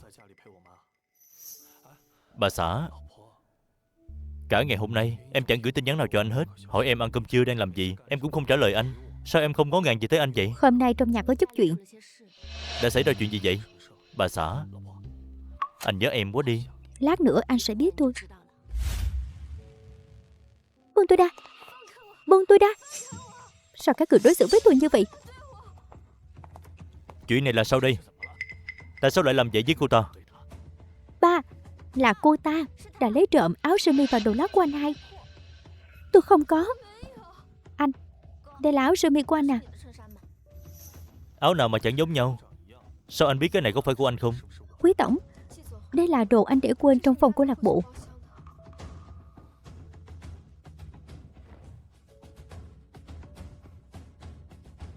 Áo sơ mi này đúng là của anh thật. Chẳng lẽ anh trai mình thực sự có quan hệ với người phụ nữ tôi này sao? Đã xảy ra chuyện gì vậy? Áo sơ mi này anh đã dứt đi từ lâu rồi mà. Anh, cái này thì sao? Có phải của anh không? Cô Quý, cô đừng hỏi nữa. Cái này là cái gì nữa? Không phải của anh. Quý tổng sẽ không thừa nhận đâu. Tôi thừa nhận cái gì? Cái này không phải của tôi, sao thừa nhận được? Không phải. Những thứ này cô lấy ở đâu vậy? Là quý tổng bỏ quên ở câu lạc bộ. Tôi chỉ muốn giúp anh ấy giặt sạch, rồi sau đó trả cho anh ấy. Vọng Thần, con bắt nạt con gái nhà người ta, con phải có trách nhiệm. Con bắt nạt cái gì chứ? Áo sơ mi con dứt đi bị cô ta nhặt được, con phải chịu trách nhiệm gì chứ? Tôi không cần quý tổng phải chịu trách nhiệm. Tôi phải chịu trách nhiệm gì với cô? Vọng Thần, con phải trở thành một người đàn ông có trách nhiệm. Nếu con đã làm nhục con gái nhà người ta thì con phải chịu trách nhiệm đi. Bà à, bà bị mất trí hả? Nếu con không muốn chịu trách nhiệm với cô bé này thì ba đành phải dùng gia pháp thôi. Ba, Im miệng. Ở đây không đến lượt con lên tiếng đâu. Để vợ con nói một câu thì ba sẽ bị tổn thọ sao? Vọng Thần, ba là ba ruột của con dám nói chuyện với ba như vậy sao? Ba còn dám hung dữ với vợ con sẽ không nể ba nữa đâu. ba, con chỉ muốn nói là chiếc quần lót kim cương này thật ra là mẹ con mua. Đây là quần lót nam mà, sao có thể là của mẹ cô được? Con đã gửi ảnh để xác nhận với bà ấy rồi. Đây là đồ bà ấy nhờ nhãn hàng thiết kế riêng, định sẽ tặng cho người mẫu nam ở câu lạc bộ. Hôm đó lúc ở trong phòng, Phi đi vội vàng nên đã bỏ quên. Bây giờ bà ấy còn gọi điện cho câu lạc bộ nhờ họ giúp đỡ để tìm lại chiếc quần này nữa. Dù sao thì thứ đính trên đó chính là 20 carat kim cương thật. Sao cô không nói sớm? Cả ngày hôm nay tôi đều bị nhốt trong phòng giúp việc. Cô Lộc, cô chưa từng mở miệng giải thích đời nào. Tìm mẹ tôi để xác nhận cũng cần có thời gian chứ. Chỉ là con không ngờ tới ba à. Sao ba lại tự suy diễn đến mức chồng con cần phải chịu trách nhiệm với Nguyễn Miên vậy chứ? Cô không có bằng chứng.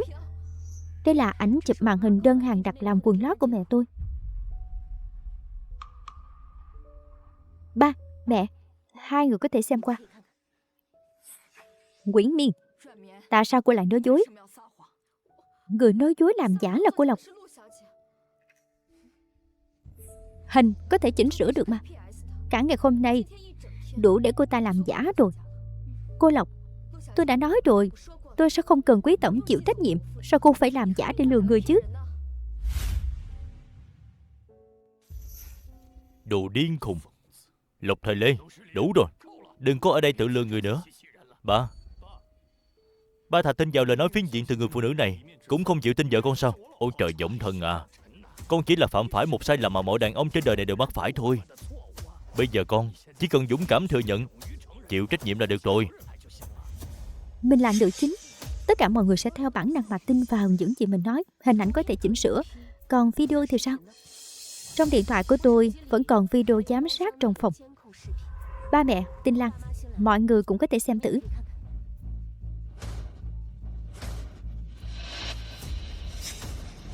Sao lại có camera giám sát?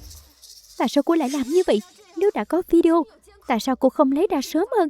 Cô cố ý. Cô chính là cố ý, muốn làm tôi mất mặt. Nếu vợ tôi muốn cô mất mặt, thì cô cũng phải tự nguyện mới được. Nguyễn Miên, cô luôn nói những lời mập mờ khiến người ta phải suy diễn, để dẫn dắt ba mẹ và cả Tinh Lan hiểu lầm rằng chồng tôi có quan hệ gì đó với cô. Nhục nhã là cho cô tự chuốc lấy. Tôi chỉ là muốn trả lại trong sạch cho chồng mình. Vợ của anh thật là thông minh. Phải giờ thì mọi chuyện đã sáng tỏ rồi. Nguyễn Miên, cô thật đáng ghê tởm. Cầm áo sơ mi của anh trai tôi hết tới hết lui.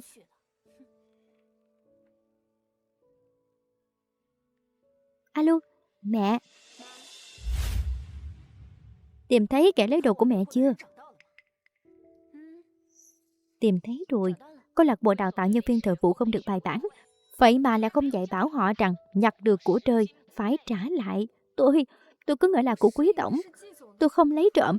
Tôi chỉ muốn giúp anh ấy giặt sạch rồi trả cho anh ấy thôi. Mấy viên kim cương trên này hình như bị rơi mất mấy viên rồi.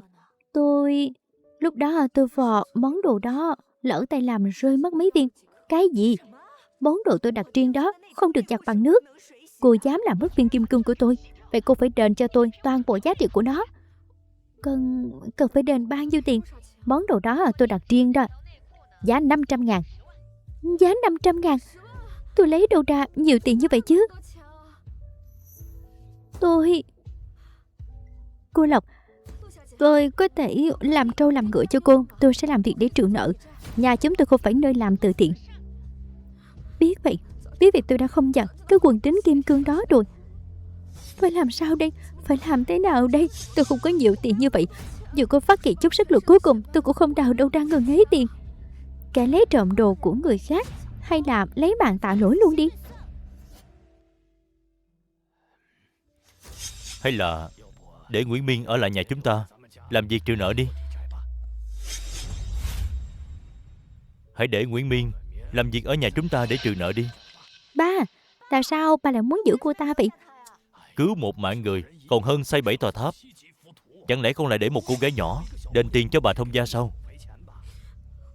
Hai mẹ con nhất định phải dồn một cô gái tốt như thế này vào đường cùng sao? Không phải ba, cô ta là kẻ trộm mà. Kẻ trộm gì chứ? Nguyễn Miên chỉ là có lòng tốt, muốn giặt đồ giúp anh con thôi. Ba chồng mình một mực bảo vệ Nguyễn Miên. Chuyện này thực sự không bình thường. Tinh Lan à, Thời Lê, hai đứa đó đừng có làm loạn quá mức nữa. Nguyễn Miên chỉ là có lòng tốt, cô ta cũng đâu có làm chuyện gì xấu đâu. Ba, nếu ba đã muốn giữ Nguyễn Miên lại như vậy, thì con tôn trọng quyết định của ba. Nguyễn Miên, đừng sợ, sau này cứ ở lại nhà chúng tôi, không còn ai bắt nạt cô nữa đâu. Cảm ơn ông Quý. Ba, vậy ba hãy làm người tốt đến cùng đi. Bồi thường luôn tiền cho món đồ lót đó. Được, chỉ 500.000 thôi mà. Số tiền này ba sẽ trả. Ba chồng mình bỗng dưng trả 500.000 cho Nguyễn Miên. Điều này chứng tỏ Nguyễn Miên sẽ mang lại cho mấy lợi nhuận gấp hàng trăm lần. Chẳng lẽ ba chồng cũng giống như mình, mơ thấy giấc mơ báo trước?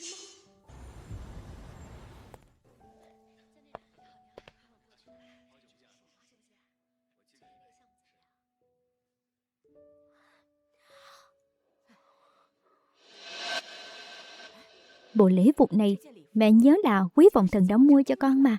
Còn cho Nguyễn Miên mượn rồi sao? Chắc là cùng một kiểu ạ.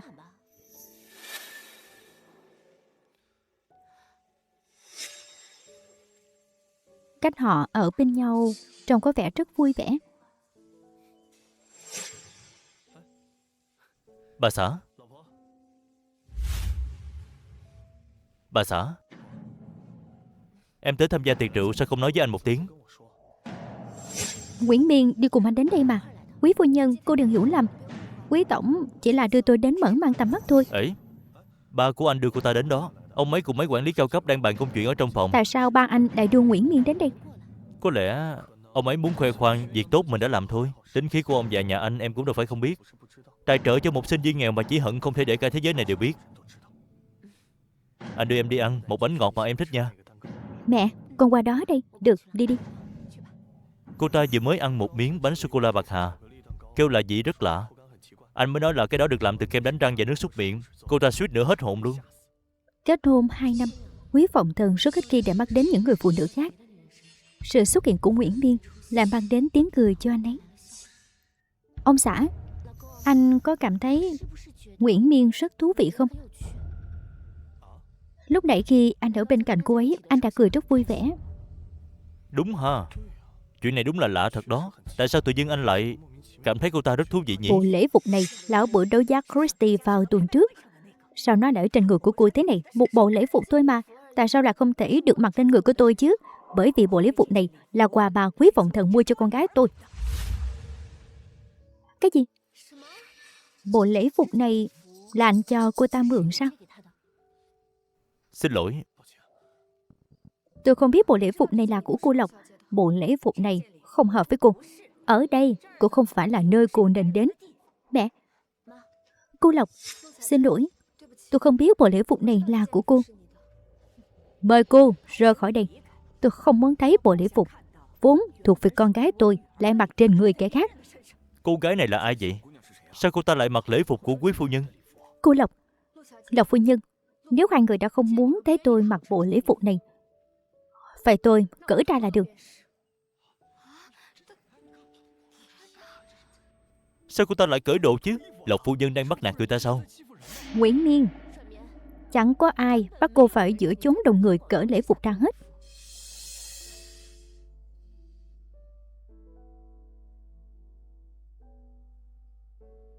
Cô Lộc, trả lại cho cô, mặc lễ phục vào ngay. Lộc phu nhân đã nói rồi, tôi không xứng với bộ đồ này. Cô là cái hạng gì hả? Dám giở thủ đoạn với tôi sao? Người đâu?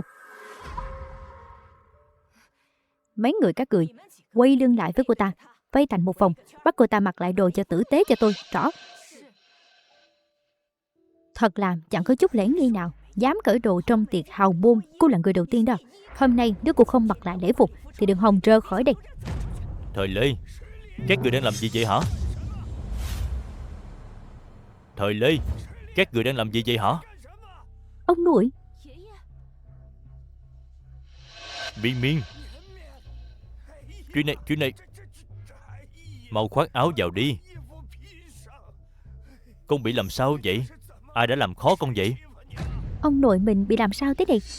Ông ơi, không ngờ là có thể gặp lại ông ở đây. Miên Miên à, ông tìm con lâu lắm rồi đó.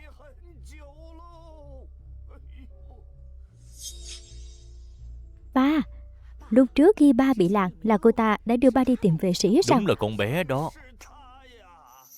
Cô Miên Miên này sao cứ như là đang đi làm nhiệm vụ khắp nơi vậy? Ở đâu cũng thấy mặt cô ta hết. Đã nói cô ta là nữ chính mà, tất nhiên phải đi lấy lòng mọi người rồi, bình thường thôi. Vậy sao cô ta không đến trước mặt chúng ta mà lấy lòng đi? Toàn chuyên tâm lấy lòng đàn ông thôi. Bởi vì chúng ta là những người cuối cùng sẽ bị cô ta hạ bệ. Ông ơi, ông đừng bận tâm đến con nữa. Sao ông có thể bỏ mặt con được chứ? Thời Lê, có phải con bắt nạt Miên Miên không? Con đâu có bắt nạt cô ta. Con không bắt nạt con bé. Vậy đồ của con bé đâu rồi? Cô ta tự cởi ra mà. Ông ơi, không trách cô Lộc đâu. Do con đã mặc lễ phục của cô ấy, khiến cô ấy tức giận. Con cởi ra định trả lại cho cô ấy. Có lẽ cô Lộc chê bộ lễ phục con từng mặc qua bị bẩn rồi. Sao nghe nồng nặc mùi trà xanh vậy. Thời Lê, mau xin lỗi Miên Miên đi. Chỉ vì một bộ lễ phục, con có cần phải làm quá lên như vậy không? Ba, tự ý lấy đồ không xin phép chính là trộm. Hơn nữa, Thời Lê chưa từng cho cô ta mượn bộ lễ phục đó mà. Con, nè bà xui, bà nói vậy không đúng rồi. Giọng thần, con nói vài câu đi chứ. Ba à, bộ lễ phục này được gửi đến nhà tổ họ Quý mà, là ba đã tự ý quyết định đưa lễ phục cho Nguyễn Miên mặc. Không phải lễ phục con mua. Ba cho Nguyễn Miên mặc một lát, việc này có vấn đề gì sao? Trong vòng 1 tuần, hãy mua 10 bộ đồ đắt hơn để đền và xin lỗi vợ con đi. Quý giọng thần, con định làm phản rồi đúng không? Con có biết cô Nguyễn Miên có thân phận gì không? Dù cô ta có là hoàng thân quốc thích thì đó cũng không phải là lý do để ba bên giật người ngoài. Ông Lộc, cô Lộc là cháu gái của ông đúng không ạ? Ông đừng vì con mà mất hòa khí với cô ấy. Quý tổng, xin lỗi anh, tôi không biết đây là lễ phục của cô Lộc. Cô Lộc, tất cả là lỗi của tôi quỳ tạ lỗi với cô. Đừng quỳ trước nó phải quỳ trước con thì có. Có thể đừng diễn cái trò ép buộc đạo đức này được không? Ông nội. Miên Miên à, ba là ba của con.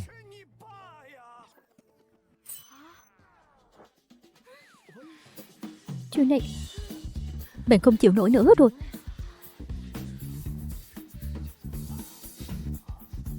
Ông nội, ông thế này... Miên Miên à, ba là ba của con. Cô Nguyễn Miên, tôi đã dùng tóc của cô và ông Lộc để làm xét nghiệm ADN. Kết quả xét nghiệm ADN cho thấy cô chính là người con gái đã thất lạc nhiều năm của ông Lộc. Ba à, sao ba lại lấy tóc cô Nguyễn Miên đi làm xét nghiệm ADN vậy? Chẳng phải đó là tâm nguyện suốt bao nhiêu năm qua của ông Lộc sao? Ông ấy luôn muốn tìm lại người con gái thất lạc nhiều năm. Nguyễn Miên họ Nguyễn. Bà thấy cô ấy với cô Nguyễn Đường lại có vài phần tương đồng, cho nên ba đã đưa tóc của Nguyễn Miên cho ông Lộc để làm giám định. Giảng trách, ba lúc nào cũng bảo vệ Nguyễn Miên, thì ra ông ấy đã sớm nhận ra Nguyễn Miên rất có thể là cô út của em. Nếu ông là ba của con, vậy thì mẹ của con là ai? Mẹ của con là Nguyễn Đường, là con gái của tài xế nhà ba.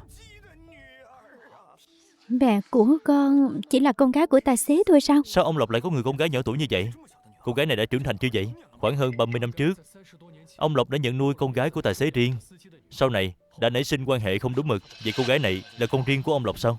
Ông Lộc công khai nhận cô ta trước mặt bao nhiêu người như vậy, thì chứng tỏ sau này khi ông Lộc không còn, cô ta cũng sẽ được chia tài sản nhà họ Lộc. Ông nội con cuối cùng cũng đạt được ước nguyện rồi. Trong giấc mơ của mình, chuyện Nguyễn Miên nhận người thân chưa từng xảy ra. Có lẽ thế giới này chơi Nguyễn Miên và chồng mình tiến triển quá chậm, nên mới cưỡng ép kéo gần quan hệ của Nguyễn Miên và chồng mình. Mọi người, bây giờ tôi xin tuyên bố, đây chính là con gái út thất lạc nhiều năm của tôi, Nguyễn Miên. Chúc mừng ông Lộc. Xin chúc mừng. Xin chúc mừng ông Lộc. Chúc mừng.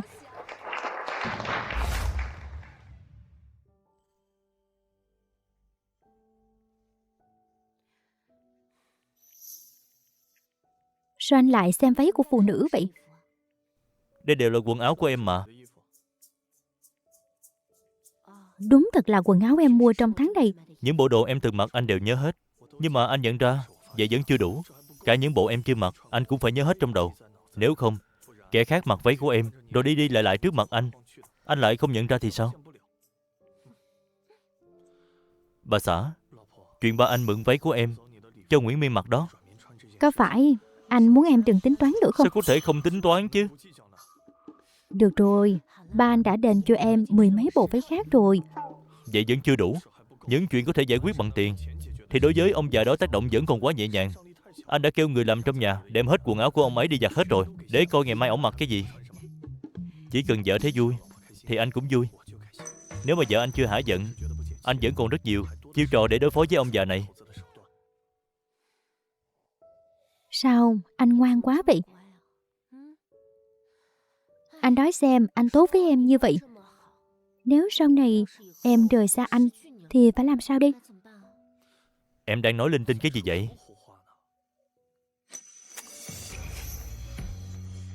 Quãng đường đến nhà tổ chỉ mất 20 phút thôi. 20 phút thì sao chứ?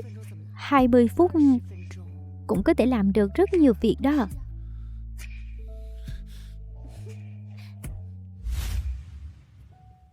Anh thả em xuống đi. Em chắc là em đi được chứ? Ba mẹ và ông nội đều ở đây đó. Ai gia đều là người nhà hết mà. Anh với họ không khách sáo đâu. Anh thiệt là... Ba, nếu không phải vì con mặc quần áo của Tờ Lê thì không đến nỗi khiến ba mất mặt trước bao nhiêu người như vậy. Miên Miên à, sao con lại nói như vậy chứ? Ba tìm được con về, vui mừng còn không hết nữa là. Đi thôi, để ba dẫn con đi chọn phòng nha. Sau này con cứ ở cùng với chúng ta. Đi thôi.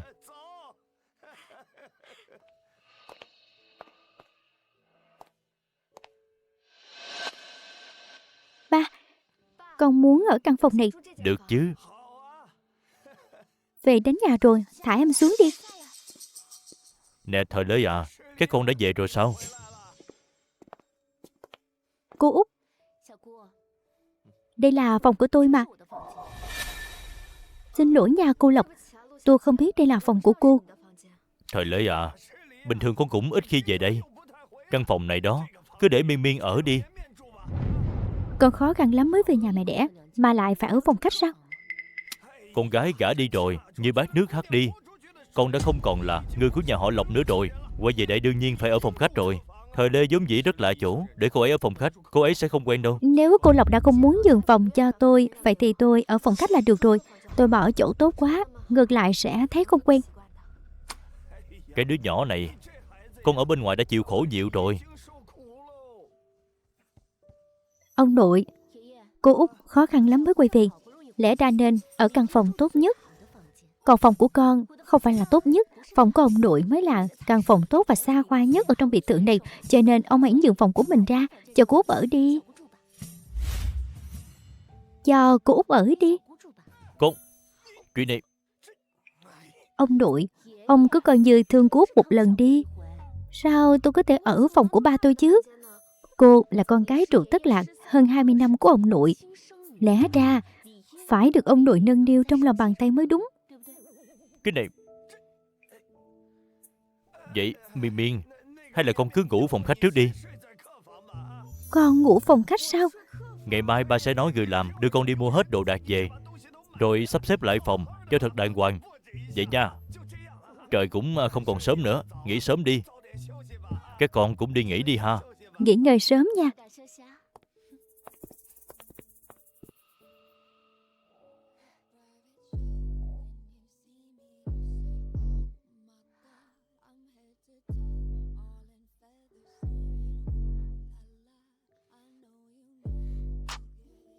Em nghe điện thoại chút.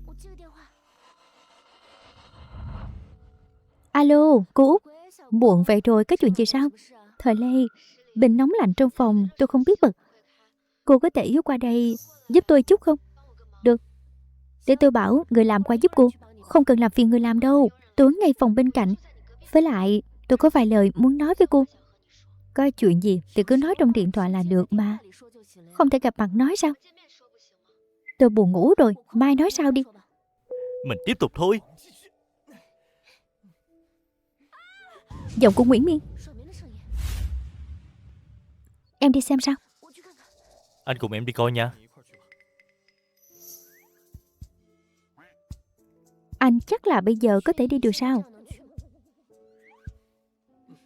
Ngoan ngoãn đợi em về.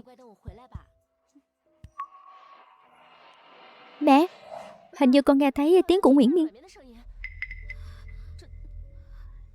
Miên Miên, sao con lại ngã như vậy chứ? Con không sao đâu, ba. Là do con bất cẩn ngã thôi. Không phải lỗi của chị dâu đâu. Là con tự ngã thôi. Văn Huệ, có phải là cô đã đẩy Miên Miên từ trên cầu thang xuống không? Làm sao có chuyện mẹ con làm vậy chứ? Bỏ đi ba. Coi như không phải chị dâu đẩy đi. Văn Huệ, xin lỗi Miên Miên đi. Miên Miên, xin lỗi. Văn Huệ, cô đang làm cái gì vậy hả? Ba, con đã xin lỗi vì chuyện mình làm rồi. Ba còn muốn con thế nào nữa? Cô...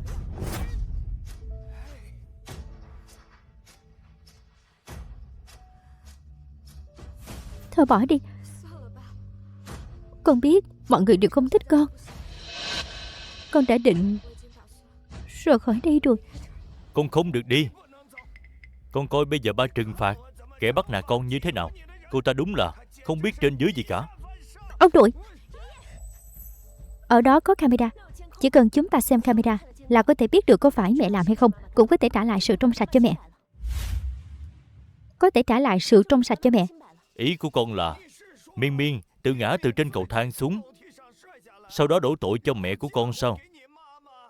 Ba, điều tại con không tốt.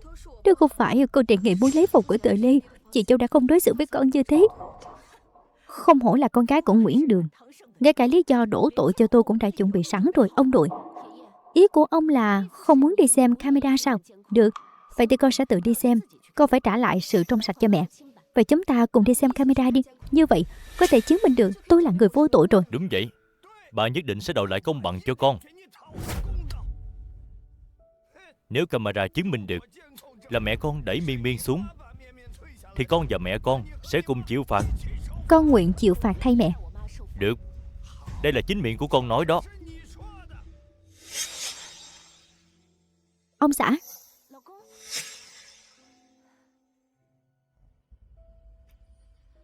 anh cũng đi cùng em xem camera đi. Anh còn chút việc cần xử lý nên không đi xem camera cùng em được. Yên tâm, có anh ở đây, không ai có thể trừng phạt em. Phản ứng của Quý Vọng Thần thật lạ.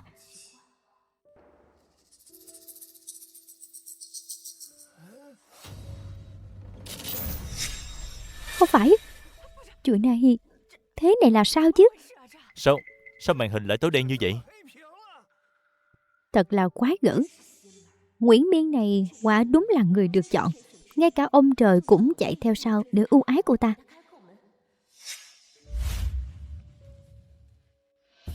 Cái camera này hỏng rồi, nhưng cũng không có nghĩa là Văn Tuệ không đẩy Miên Miên xuống lầu. Ông nội, chẳng lẽ ông xử án dựa vào tưởng tượng thôi sao? Cô Út, chắc cô cũng không muốn thấy tôi vì cô mà bị phạt đâu nhỉ? Cô xem cô kìa, đây mới là đêm đầu tiên về nhà, đã làm cho cả nhà ồn ào náo loạn lên rồi, còn khiến ông nội phải dùng đến biện pháp mạnh. Chẳng tốt lành gì cả. Không phải chỉ là diễn kịch thôi sao? Ai mà không biết. Cô xem, bây giờ là mấy giờ rồi? Sao cô vẫn chưa để ông nội đi nghỉ sớm? Cô không xót ba cô, nhưng tôi thì xót ông nội của tôi. Nếu mình còn nói gì nữa thì thành ra mình là người hay tính toán. Tối nay nếu ông không đòi lại công bằng cho Miên Miên, thì sau này trong cái nhà này ai cũng có thể bắt nạt Miên Miên hết.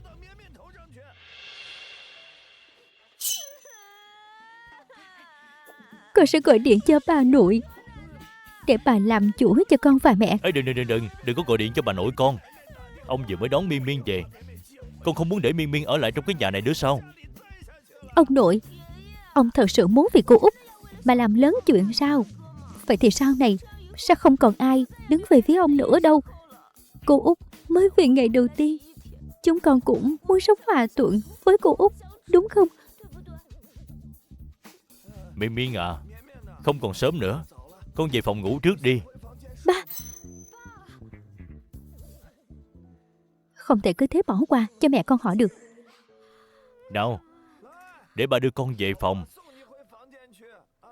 Đi thôi.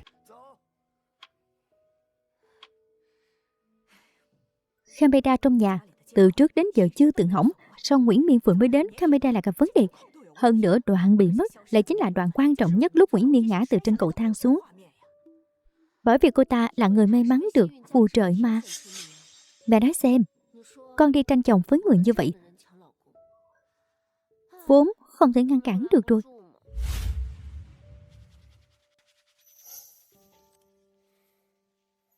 Về rồi sao? Ông xã, đoạn video giám sát là do anh xóa đi đúng không? Dù sao ở nhà cũng chỉ có mình anh biết kỹ thuật hack thôi. Vợ của anh thông minh thật đó. Tại sao anh lại làm vậy? Bởi vì những hình ảnh quay được không có lợi cho em và mẹ em. Hôm nay anh đã đi kiểm tra camera. Những gì camera ghi lại rất giống việc mẹ em đã đẩy Nguyễn Miên xuống cầu thang. Dù rằng những gì camera quay được chưa chắc đã là sự thật, nhưng con người ta thường sẽ tin vào những gì bản thân nhìn thấy.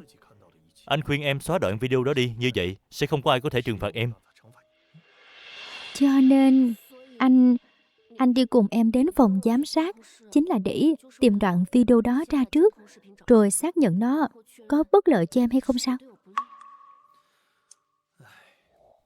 Dù có phải gian lận đi nữa, anh cũng không thể để em rơi vào tình thế bất lợi được. Biết rồi.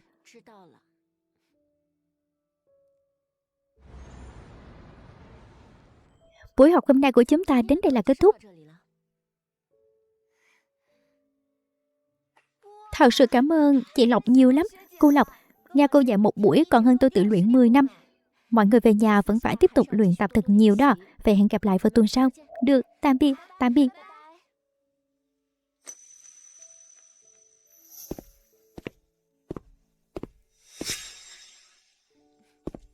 Mệt không? Sao lại đến đây? Buổi dạy đầu tiên của em, sao anh lại có thể bỏ lỡ được chứ? Chẳng lẽ anh đến để kiểm tra em sao? Để chồng em kiểm tra một chút thì sao chứ? Đừng có nói lời trêu chọc nữa. Em dạy anh nhảy nha. Nhảy kiểu thật cuốn hút. Chỉ nhảy cho mình em xem thôi.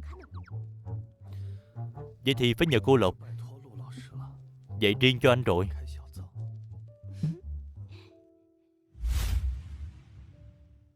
Cái hông của anh kìa, có thể nào đứng thẳng, đẩy ra chút.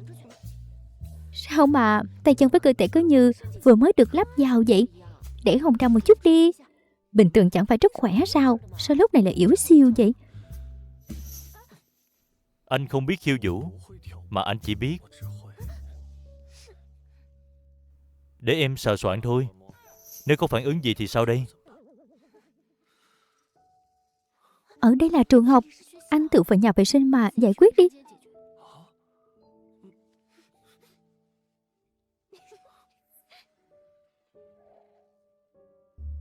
Vào trong đi, em đợi anh ở đây.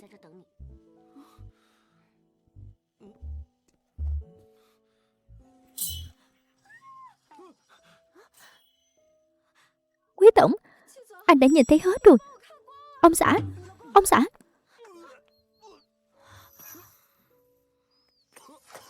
Ông xã, anh sao rồi? Ông xã, anh không sao chứ? Quý tổng, anh bị sao vậy? Chắc là anh ấy ăn nhiều quá, bị đau bụng rồi. Hay là cô mặc quần áo vào trước đi. Anh sao rồi? Vẫn ổn chứ? Bà xã, anh bẩn rồi. Anh sắp rửa mặt tới mức tróc luôn cả lớp da rồi đó. Anh vẫn ổn chứ? Quý tổng, anh thấy tôi dơ lắm hay sao? Sao cô lại trong nhà vệ sinh nam vậy? Nhà vệ sinh nữ bị trò nước. Tôi thấy nhà vệ sinh nam không có ai nên mới định vào đây thay đồ. Ai mà biết quý tổng đột nhiên mở cửa rồi đi vào chứ? Sao cô không khóa cửa lại? Tôi quên mất. Cô bị cái gì vậy?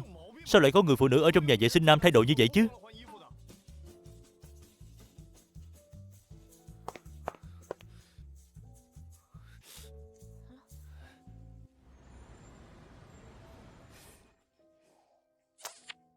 Bà xã à, anh thấy người mình cũng dơ rồi. Hôn vào đây đi. Hôn thêm ở đây nữa nè.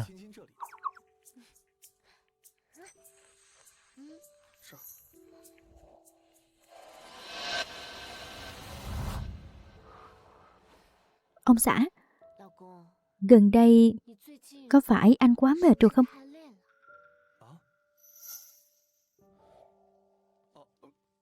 Khoan đã. Cơ thể của chồng mình hình như có gì đó không ổn. Sao vẫn chưa có phản ứng gì vậy? Lạ thiệt chứ.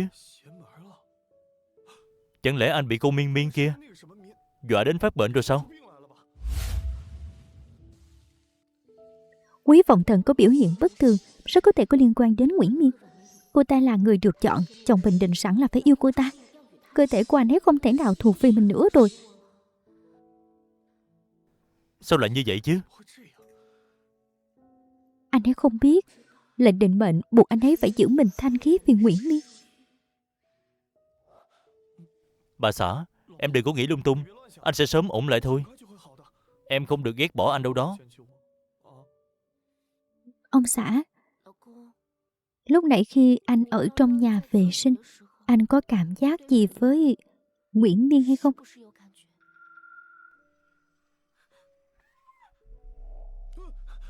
Không hề có. Lộc Thời Lê à, em coi anh là loại người thấy ai cũng mất kiểm soát sao? Bà xã, chỉ là hôm nay trạng thái của anh không tốt. Tối nay em nhất định phải điều chỉnh lại thật tốt. Em cứ ở nhà đợi anh đi. Quên chuyện vừa rồi đi. Dù mình có nhiều lần ra tay can thiệp, mình vẫn sẽ mất quý vọng thần. Hôm nay mình mất đi thân thể anh ấy, sau này sẽ mất luôn cả trái tim anh ấy. Sao lại khóc rồi? Bà xã, đừng có lo. Anh sẽ đi khám bác sĩ. Anh sẽ uống thuốc. Anh sẽ chịu trách nhiệm với hạnh phúc quãng đời còn lại của em. Ông xã, anh cứ đến công ty trước đi. Buổi tối em sẽ ở nhà đợi anh. Ừ.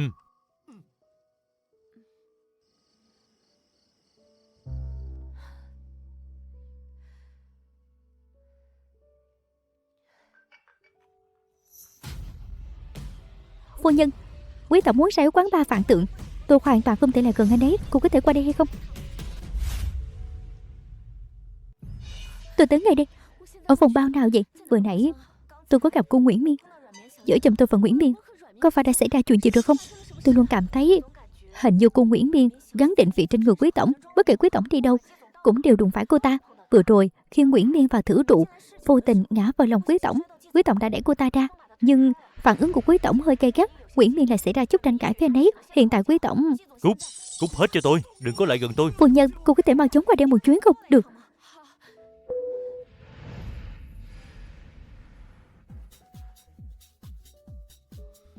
Bữa trước cậu nói coi có phải tôi bị bệnh rồi không? Tôi vậy mà không có phản ứng với vợ mình nữa rồi. Vừa nãy tôi thấy cậu phản ứng với cô gái ngồi vào lòng mình dữ lắm mà. Giọng Thần, có phải cậu đã chán Lê Lê rồi không, nên muốn đổi sang cô gái khác?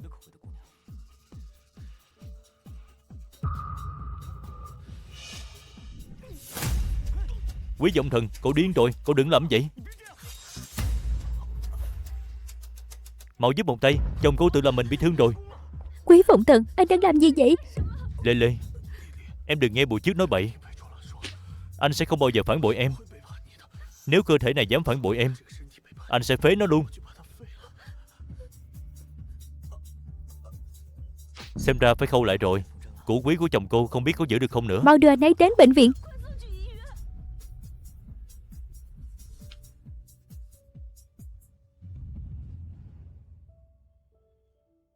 Bà xã, đừng có nhìn nữa. Xấu lắm luôn. Anh cũng biết xấu, vậy mà còn tự làm mình đau. Anh không định ra tay ở bụng. Sau này nếu để lại sẹo sẽ khó coi lắm đó. Anh sẽ nói bác sĩ khâu thẩm mỹ cho anh, sẽ không để lại sẹo đâu. Bà xã, em không được ghét bỏ anh đâu. Chúng ta ngủ riêng đi. Chẳng phải em nói không ghét bỏ anh sao? Lúc ngủ lỡ chạm vào vết thương của anh thì sao? Có chạm cũng không sao. Anh chịu được mà. Không được, nhất định phải ngủ riêng. Từ lúc kết hôn đến giờ, chúng ta chưa từng ngủ riêng. Nếu chạm vào vết thương của anh bị nứt ra sẽ đau lắm. Chỉ cần vợ ở bên, vết thương của anh sẽ không đau nữa. Thật là chịu anh luôn đó. Phải đi em bảo thím Lý mang thêm một chiếc mền mới vào phòng ngủ chính của chúng ta. Cái gì? Quý tổng và Lộc Thời Lê ngủ riêng rồi sao? Hình như quý tổng bị thương. Đây cũng là lần đầu tiên từ khi kết hôn họ đắp 2 chiếc mền riêng đó. Mẹ không hiểu đâu. Chuyện này là việc con. Quý tổng bây giờ ngày càng bài xích sự gần gũi với Lộc Thời Lê. Trời đang giúp con rồi. Miên Miên, con không được làm người thứ ba đâu. Con không phải người thứ ba. Con vốn chỉ là định mệnh của Quý Phụng Thần. Con và anh ấy vốn chỉ là một đôi. Lộc Thời Lê chẳng qua chỉ là vợ cũ của anh ấy mà thôi.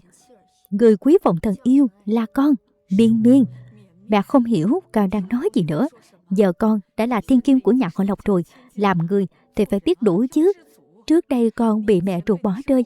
Giờ mẹ và cha nuôi của con thấy con được nhà họ Lộc nhận lại, đều thấy mừng cho con. Chỉ khi ở bên Quý Phòng Thần, con mới thật sự hạnh phúc.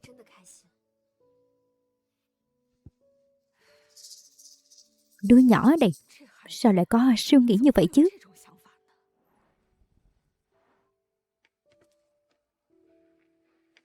Đây là kết quả kiểm tra sức khỏe trước đây. Anh là bác sĩ ngoại lồng ngực, sao lại có phiếu kiểm tra sức khỏe của tôi? Với tư cách là bác sĩ của gia đình hai người, dĩ nhiên tôi phải quan tâm đến tình trạng sức khỏe của từng người rồi. Trên đây có nghĩa là gì vậy? Khiếm khuyết đóng van tim. Nói tóm lại là bệnh tim di truyền. Cảm xúc biến động mạnh hoặc vận động mạnh đều dễ dẫn đến phát bệnh. Ý anh là sẽ có một ngày tôi mất vì tim đột ngột ngừng đập sao? Không loại trừ khả năng đó. Nếu cô vẫn tiếp tục lên sân khấu biểu diễn, sẽ làm tăng nguy cơ phát bệnh rất nhiều. Được. Sau cùng mình cũng ra đi sớm. Mình không phải định mệnh của Quý Phòng Thần. Bà xã, đã lấy kết quả kiểm tra chưa? Có cần phải lưu ý gì không? Bác sĩ nói phải tiết chế. Dù sao thời gian này anh cũng không ổn. Vậy vừa hay em cũng nghỉ ngơi luôn. Quý Phòng Thần, em không còn cách nào ở bên anh mãi mãi được. Anh sẽ sớm khỏe lại thôi. Bà xã em đừng có bỏ rơi anh mà. Anh là Quý Tổng sao? Anh là Quý Tổng sao? Cẩn thận. Trong mơ cũng từng xảy ra chuyện như thế này. Nhưng nơi Nguyễn Miên đỡ cho Quý Phòng Thần không phải là ở bệnh viện. Định mạng đi.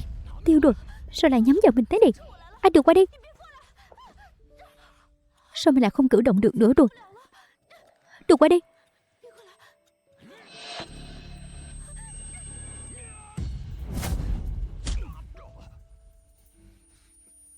Phòng Thần, Chuyện này là sao vậy? Cơ thể của mình sao lại trở nên yếu ớt vậy? Hơi thở cũng trở nên thật khó khăn.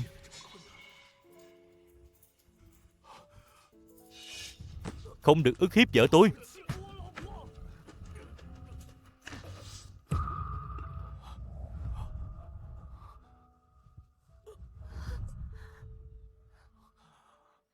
Quý Tổng.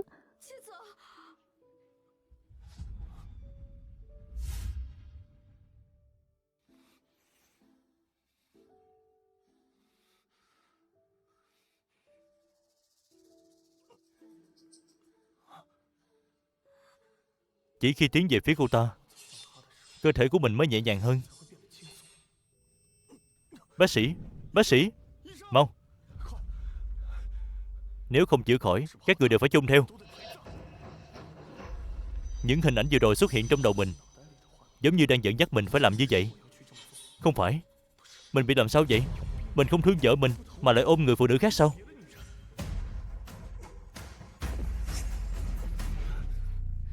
Quý Tổng, anh chỉ có thể chọn tôi thôi. Nếu anh không chọn tôi, anh sẽ không còn là nam chính của thế giới này nữa. Anh sẽ mất hết khí phận. Anh bị thương rồi. Bà xã, sao anh lại kém cỏi như vậy chứ? Ngay cả việc đến trước mặt em cũng khó khăn đến vậy sao? Em không phải định mệnh của anh. Tại sao anh lại tiến về phía em? Anh không nên tìm đến em. Anh nên bế Nguyễn Miên đến bệnh viện mới Em là phải. vợ của anh mà. Em nói nhảm cái gì vậy? Lê Lê, em có bị thương không? Em bị trẹo chân rồi. Đau quá. Nào,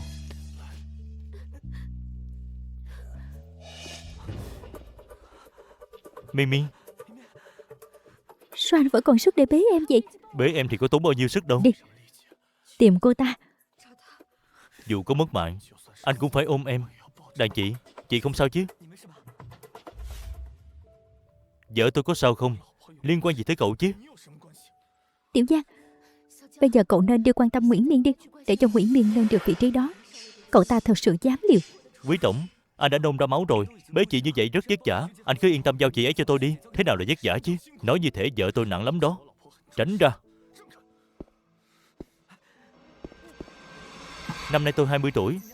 mọi phương diện đều đạt đến mức độ của tuổi 20. Chỉ cần chị ấy cần, tôi luôn sẵn sàng giúp đỡ. Chỉ có chút bản lĩnh đó mà cũng dám đến trước mặt vợ tôi làm trò hề sao? Cũng còn hơn người ngoài mạnh trong yếu, chỉ được cái mãi chứ chẳng nên trò trống gì. Cảm ơn cậu đã quan tâm đến vợ của tôi. Mà cậu toàn mồ hôi kìa, để tôi lấy khăn lau giúp cậu nha. Chồng mình sao tự nhiên lại dễ tính vậy?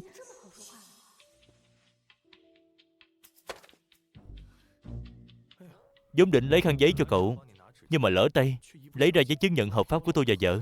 Nhặt lên giúp tôi.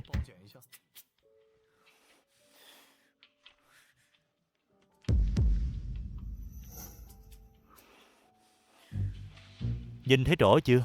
Đây là giấy kết hôn. Đám sinh viên đại học trẻ tuổi đôi mươi hết lớp này đến lớp khác. Nhưng chồng chính thức của cô ấy chỉ có một, hiểu chưa? Muốn cướp vợ tôi lại còn dám vác mặt đến trước mặt tôi, coi chừng tôi xử cậu đó. Nói đi. Tôi hỏi cậu có hiểu không? Chỉ cần trả lời hiểu là được. Hiểu rồi. Quý tổng, người liều mình cứu anh là tôi. Tiểu Tam, lui đi. Mimi, không sao chứ? Quý tổng, đáng lẽ nên quan tâm em mới phải. Quý vọng thần rất yêu Lộc Thời Lê. Họ chỉ là hôn nhân thương mại thôi. Khi người định mệnh như em xuất hiện, trong mắt anh ấy sẽ chỉ có mình em. Em coi trong mắt anh ta có hình bóng của em không? Anh ấy không thể chống lại sự sắp đặt của số phận, nên anh ấy còn không chọn em. Anh ấy sẽ mất phần khí nam chính của thế giới này. Anh không hiểu em đang nói gì hết.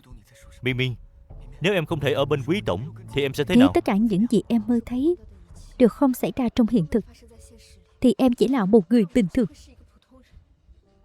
À dạ, anh chỉ cần nhận được sự ưu ái của Lộc Thời Ly, anh sẽ có cơ hội có được tài nguyên của Lộc Thị, một bước thành danh. Trong giấc mơ của em, Lộc Thời Ly đã nâng đỡ anh thành ảnh đế tam kim. Có lẽ đó chỉ là một giấc mơ thôi. Anh thật sự không muốn đứng dưới ánh đèn sân khấu hay sao? Anh rõ ràng có cơ hội trở thành ngôi sao được vạn người chú ý, danh tiếng lừng lẫy. Mimi à, em yên tâm đi. Anh nhất định sẽ giúp em đạt được điều em muốn.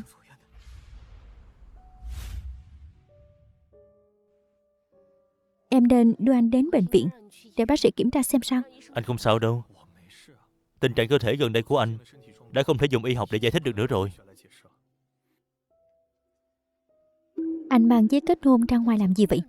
Giấy tờ chứng minh thân phận chính thức của anh thì dĩ nhiên anh phải mang theo bên mình rồi. Nếu không hả, sẽ có mấy gã đàn ông ngoài kia ngửi thấy mùi mà tìm tới. Bà xã, đừng ghét bỏ anh. Em có thể có người đàn ông khác ở bên ngoài, chỉ cần đừng để anh biết là được. Chỉ cần em còn nhớ mình vẫn còn một gia đình là được rồi. Là do anh vô dụng, không thể cho em hạnh phúc. Dù em có thay lòng, anh cũng sẽ không trách em. Ông xã, anh nói gì vậy? Anh chỉ cầu xin em đừng bỏ rơi anh. Đừng lờ anh đi.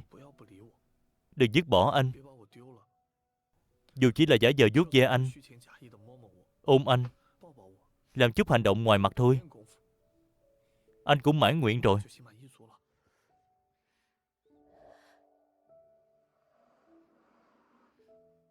Ông xã, anh rồi cũng sẽ yêu người khác thôi. Anh sẽ không đâu. Anh đừng có suy nghĩ lung tung mấy chuyện vớ vẩn đó nữa. Nếu như em thật sự muốn tìm người đàn ông khác, em sẽ ly hôn với anh. Bà xã, em muốn ly hôn với anh vậy sao? Bây giờ anh ấy càng luôn chịu mình bảo vệ mình, đến khi anh ấy yêu Nguyễn Miên, những điều tốt đẹp anh tự dành cho mình đều sẽ khiến trái tim mình vỡ vụn thành tro bụi. Nếu chỗ đó của anh trong vòng 1 tháng không khỏi, chúng ta sẽ ly hôn. Lê Lê, anh... Em sẽ không chấp nhận một người đàn ông mà cơ thể không thuộc về em.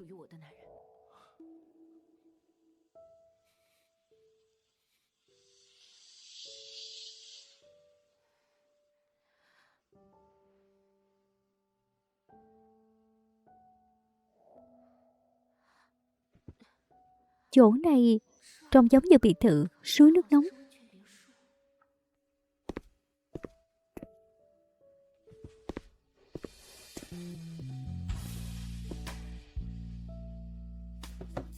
Trà sữa anh nấu cho em đây. Sao anh lại đưa em tới biệt thự suối nước nóng? Chân em bị thương rồi. Anh đưa em đến đây để nghỉ dưỡng vài ngày. Anh ở với em sao? Ừ. Vừa hay anh cũng phải ở khu nghỉ dưỡng để tiếp vài vị khách. Khi nào chúng ta quay lại thành phố? Em không muốn ở bên anh sao? Chính em đã nói cho anh thời gian 1 tháng để cơ thể anh hồi phục bình thường. Trong 1 tháng này, chúng ta sẽ ở bên nhau mỗi ngày, có được không? Quý Phụng Thần, anh muốn giữ em lại sao? Có phải nếu sau 1 tháng anh vẫn không có phản ứng gì với em, anh cũng sẽ không cho em rời khỏi đây đúng không? Anh sẽ không ly hôn với em đâu.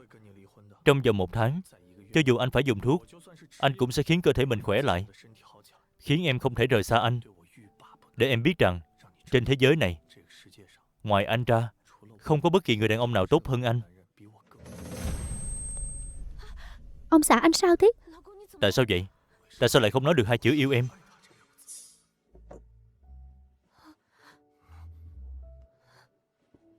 Bà xã, đừng bỏ rơi anh. Đừng từ bỏ anh. Có được không?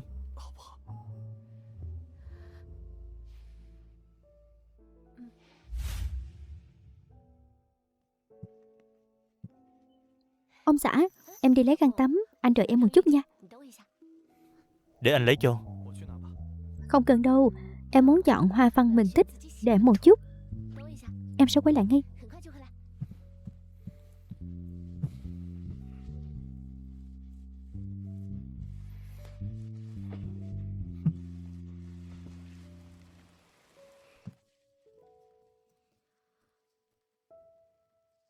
Anh ấy ngủ tiếp rồi. Đừng có quậy nữa. Bà xã, hình như anh có cảm giác rồi. Sao lại là cô? Sao cô vào đây được? Tôi vì anh mà bị thương. Chú Quý nói cho tôi đến khu nghỉ dưỡng tĩnh dưỡng. Cứu tôi với, tôi không biết bơi, tôi không chịu nổi. Cô, nước này mới tới eo cô tôi, cô đứng lên được bà. Cứ để cô ta đuối nước đi. Quý Phụng Thần, anh là vì Nguyễn Miên sao? Chỉ có Nguyễn Miên mới khiến anh ấy có phản ứng. Lê Lê à, đừng quan tâm nguyên nhân là gì. Nhưng lúc bây giờ anh có phản ứng, chúng ta vui vẻ trước đã. Thế này cũng được sao? Cô ta vừa làm gì anh vậy? Cô ta chạm vào anh, Rồi anh có phản ứng với cô ta. hình như là vậy đó. Khi một người đàn ông nhận ra mình chỉ có phản ứng với duy nhất một người phụ nữ, thì người phụ nữ đó chính là người đặc biệt với anh ta. Mặc dù chuyện này nghe hơi ghê, nhưng mà chỗ đó của anh cuối cùng cũng ổn rồi. Tụi mình tranh thủ làm chuyện cần làm đi. Bà xã, bây giờ anh có cảm giác rồi. Chúng ta sẽ không ly hôn nữa đúng không? Em đừng ly hôn với anh được không? Có phải chúng ta nên kéo cô ta lên trước không? Tranh thủ đi. Lỡ chỗ đó của anh lại không được nữa thì sao? Anh không muốn bị cô ta chạm thêm lần nữa đâu. Đi.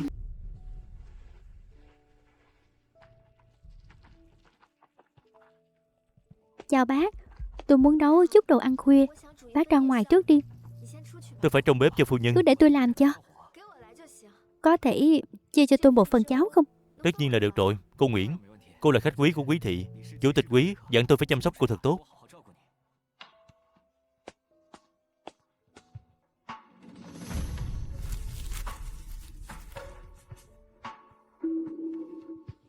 Mùi của kiến thủ thành thơm thật đó.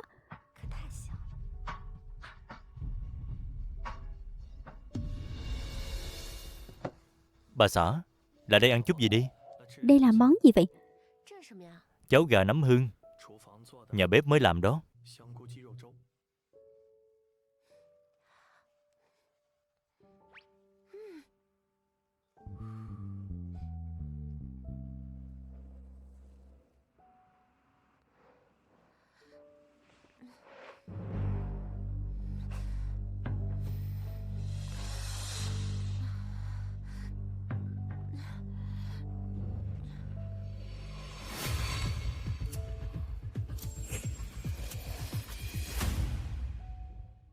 Thời Lê, chồng cô dữ thật đó.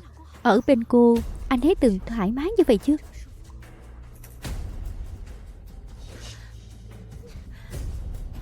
Lê Lê, em sao vậy? Lê Lê, Lê Lê. Hình như bị ngộ độc thực phẩm rồi. Quý tổng, chỉ vài phút nữa thôi, trong núi sẽ có mưa bão. Bây giờ lái xe ra ngoài sẽ rất nguy hiểm đó. Vợ tôi bị ngộ độc thực phẩm, không thể chậm trễ. Tôi phải đích thân đưa vợ tôi đến bệnh viện. Nhưng quý tổng, lái xe ra ngoài lúc này không chỉ gặp bão lớn, mà đá trên núi cũng sẽ rơi xuống. Có quả cùng gánh. Em còn trẻ, em vẫn muốn sống. Mang theo Nguyễn Miên cùng đi. Tại sao chúng ta phải mang cô ta theo? Nghe lời em đi.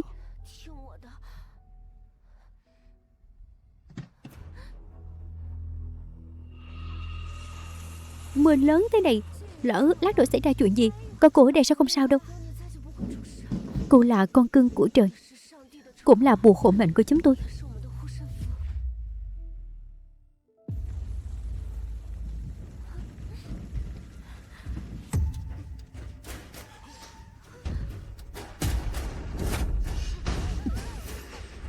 Ông xã, ông xã, ông xã.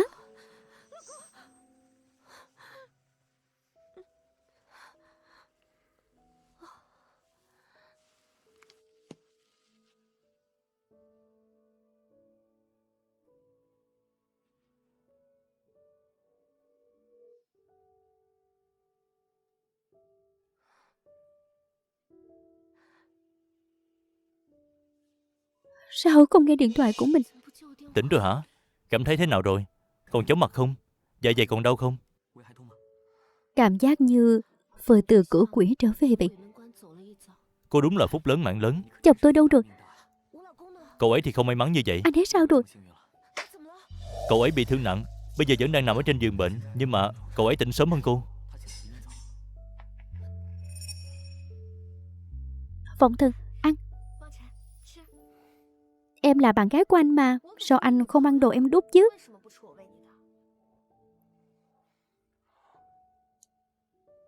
Cô có nhận ra sự bất thường của chồng mình không? Anh ấy không ghét Nguyễn Miên nữa. Đâu chỉ là không ghét đâu. Từ khi cậu ấy tỉnh lại, không hiểu sao lại khăng khăng cho rằng Nguyễn Miên là bạn gái mình. Sau khi tỉnh lại tôi đã nói chuyện với cậu ấy rồi. Tôi phát hiện cậu ấy cũng quên cả cô.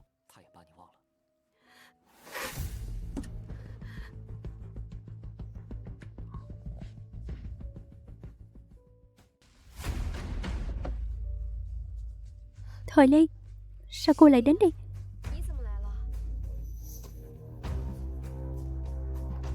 Cô là ai vậy? Anh là giả vờ mất trí nhớ à? Thời Lê, Phong Thần không nhận ra cô nữa rồi. Tôi quen cô ấy sao? Cô Út, nói cho anh ấy biết đi, tôi là vợ của anh ấy. Thời Lê, Phong Thần thật sự không nhận ra cô nữa đâu. Cô Hà Thất phải ở đây tự chuốc nhục làm gì? Quan hệ giữa tôi và anh ấy khiến cô khó nói đến như vậy sao?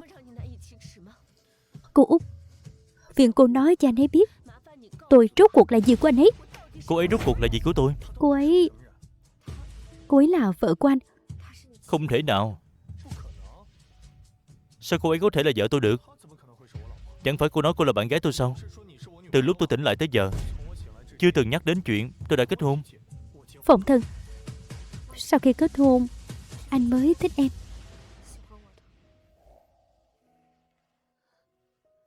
Không thể nào. Giữa chúng ta có phải là hiểu lầm gì không? Sao cô có thể là vợ tôi được? Đừng chạm cô ấy. Phong Thần, năm đó anh không tự nguyện kết hôn với Thời Lê. Thời Lê, cô mau đi đi. Sau khi Phong Thần tỉnh lại, anh ấy nhớ tất cả mọi người, chỉ quên mỗi cô.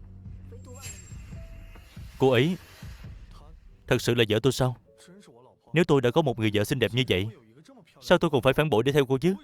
Cô bị điên hả? Có phải cô đã làm chuyện gì có lỗi với tôi nên tôi mới đi tìm người phụ nữ khác để trả đũa cô không? Chứ cô xinh đẹp như vậy, nếu cô ngoại tình tôi chắc chắn sẽ rất khó chịu đó. Nhưng chỉ cần cô chịu mở lời xin lỗi, biết đâu tôi sẽ tha thứ cho cô. Chẳng lẽ cô đã đi làm chuyện ác hại người sao? Phong Thần, anh thích em mà.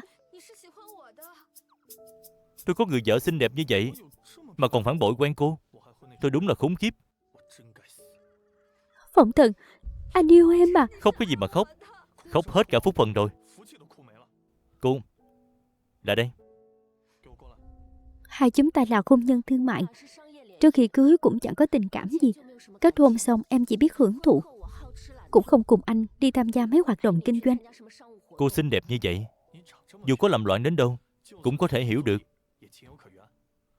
Những chuyện sai trái cô đã làm, tôi sẽ xử lý giúp cô. Cô phản bội, tôi cũng phản bội. Vậy coi như giữa chúng ta huề nhau rồi. Sau này cô phải yên tâm quay về với gia đình, đừng để thế giới hào nhoáng bên ngoài làm mờ mắt nữa. Ông xã, anh thật sự không nhớ em sao? Tại sao khi cô ấy gọi mình là ông xã, tim mình lại đập nhanh dữ vậy? Thời Lê, tình cảm vốn không phân biệt trước sau. Người không được yêu mới là người thứ ba. Tình cảm đúng là không phân biệt trước sau, nhưng cũng phải biết lễ nghĩa liêm sĩ chứ. Phong Thần, thật ra anh thích em cũng có nguyên nhân. Anh với vợ mình chuyện đó không hòa hợp. Chỉ khi ở bên cạnh em, anh mới có thể trở thành một người đàn ông thực sự. Chuyện đó không được sao? Cũng không phải ngay từ đầu anh đã như vậy. Chỉ là gần đây Cô phản bội, tôi có thể hiểu được. mình thật sự không ngờ anh ấy lại yêu mình đến vậy, là mình sắp cảm động phát khóc rồi. Sao cô lại vướng phải một người chồng vô dụng như tôi chứ? Đúng là hoa nhài cắm bãi phân trâu, mà tôi lại chỉ có thể tìm lại bản lĩnh bên một cô sinh viên. Tôi đúng là khốn kiếp, sao tôi lại vô dụng ghê tởm như vậy chứ? Anh làm gì vậy? Bà xã, anh xin lỗi em.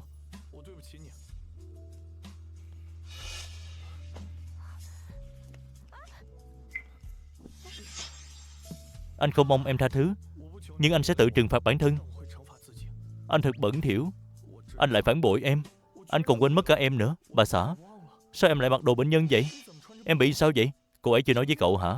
Cậu đã lái xe đưa Thời Lê đang bị ngộ độc thực phẩm đến bệnh viện rửa dạ dày, nhưng mà giữa đường xảy ra tai nạn, cậu bị thương, còn Thời Lê hôn mê đến giờ mới tỉnh lại. Cho nên sau khi em tỉnh lại, lập tức tới thăm anh sao? Vì anh là chồng em mà.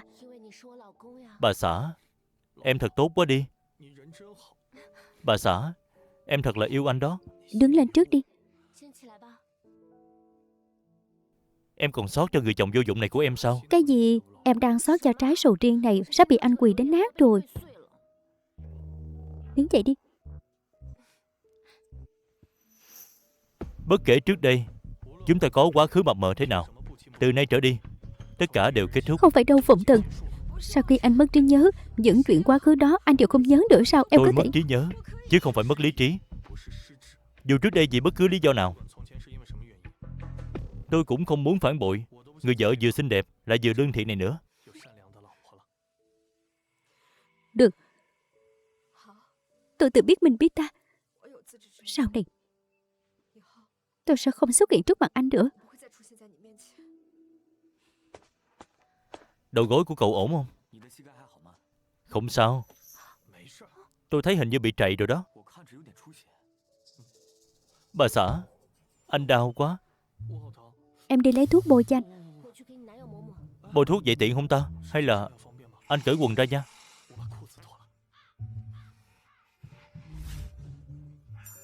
Cái này, 1 tiếng nữa Thời Lê cần tiến hành kiểm tra sức khỏe. Hai người tiết chế một chút nha.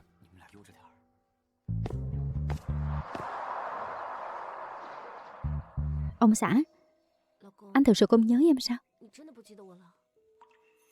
Anh xin lỗi, nhưng mà cơ thể của anh vẫn nhớ, nơi này vẫn nhớ. Vừa thấy em, chỗ này đã đập liên hồi không ngừng. Đầu óc của anh cũng đang gào lên. Anh yêu. Ông xã anh sao vậy? Hình như không nói ra được. Anh yêu. Ông xã, Nếu đã không nói ra được, vậy thì dùng hành động đi.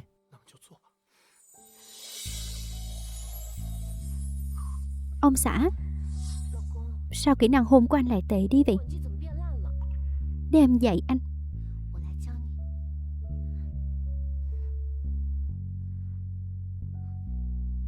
Không phải, em mới hôn có vài cái thôi mà. Sao anh lại rơi nước mắt rồi?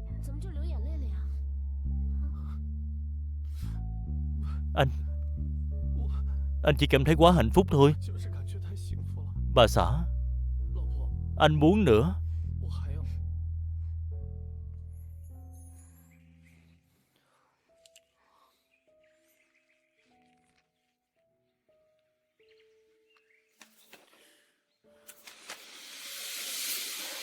Cơ thể tôi không còn vấn đề gì nữa chứ. Chồng tôi đâu? Sức khỏe của anh ấy thế nào? Khi nào có thể xuất viện? Cô vẫn nên lo cho bản thân mình trước đi. Nhiều cơ quan trong cơ thể cô đang dần suy yếu rồi. Anh nói gì? Cô dạo này có xuất hiện triệu chứng nào khó chịu không? Có phải do ngộ độc thực phẩm nên cơ thể tôi mới dần suy kiệt hay không? Không loại trừ khả năng đó. Các chỉ số cơ thể của cô đang có dấu hiệu bất thường. Nếu muốn tiến hành điều trị tôi cũng không còn cách nào khác. Tôi cần triệu tập các chuyên gia từ mọi khoa tiến hành hội chẩn. Không cần phiền phức vậy đâu. Cơ thể tôi không chữa được. Cô đừng vội từ bỏ việc điều trị chứ. Anh có tin đây là số mệnh của tôi không? Trong giấc mơ, mình qua đời khi còn rất trẻ. Đến giờ tôi còn tiếp tục ở bên cạnh quý phòng thân. Ông trời có lẽ sẽ trực tiếp mang tôi đi mất. Có lẽ chỉ khi tôi rời đi hoàn toàn mới có một tia hy vọng sống sót. Cô đang nói gì vậy? Tình trạng của tôi tạm thời đừng nói cho chồng tôi biết.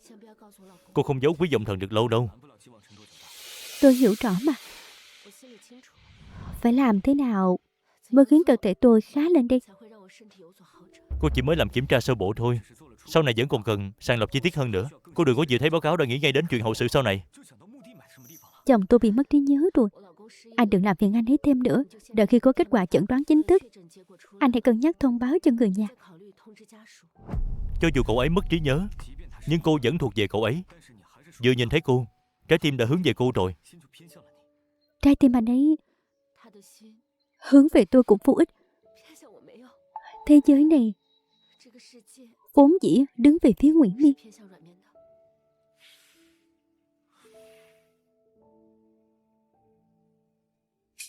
Đàn chị, cuối cùng chị cũng tỉnh rồi. Tiểu Giang, sao cậu lại tới đây? Từ khi nghe tin chị nhập viện, tôi đã rất lo lắng. Là Nguyễn Miên bảo cậu đến đúng không?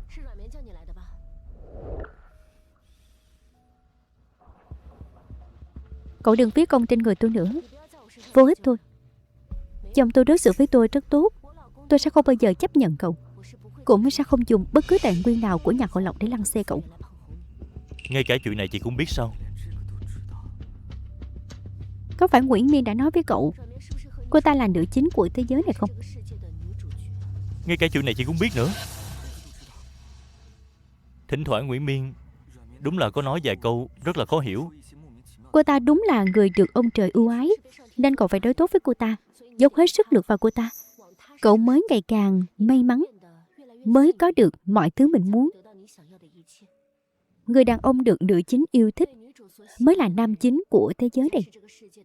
Giang Tùy Giả, nếu cậu muốn tỏa sáng rực rỡ, cậu phải có được tình yêu của Nguyễn Miên.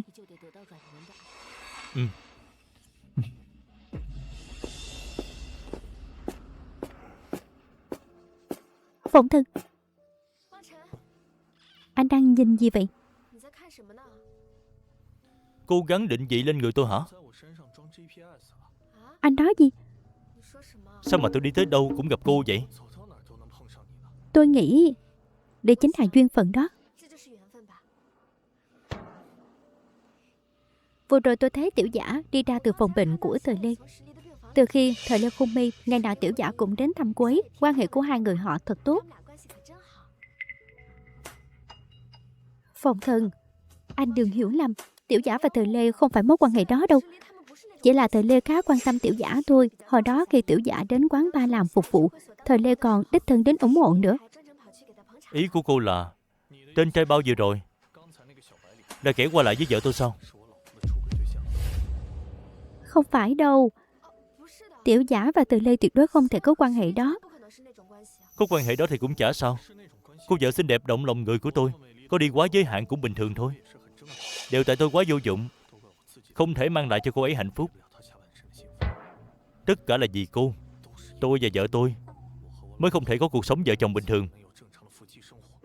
Phụng Thân, anh mất trí nhớ rồi, nên cũng quên luôn tình cảm anh dành cho tôi. Anh còn nhớ lần đầu chúng ta gặp nhau không? Lúc ở trên đường, để tránh tông vào tôi, anh Tài để bản thân bị thương, lao xe vào giải phân cách. Biết tôi không có khả năng bồi thường, anh đã miễn toàn bộ chi phí, không hề tính toán với tôi.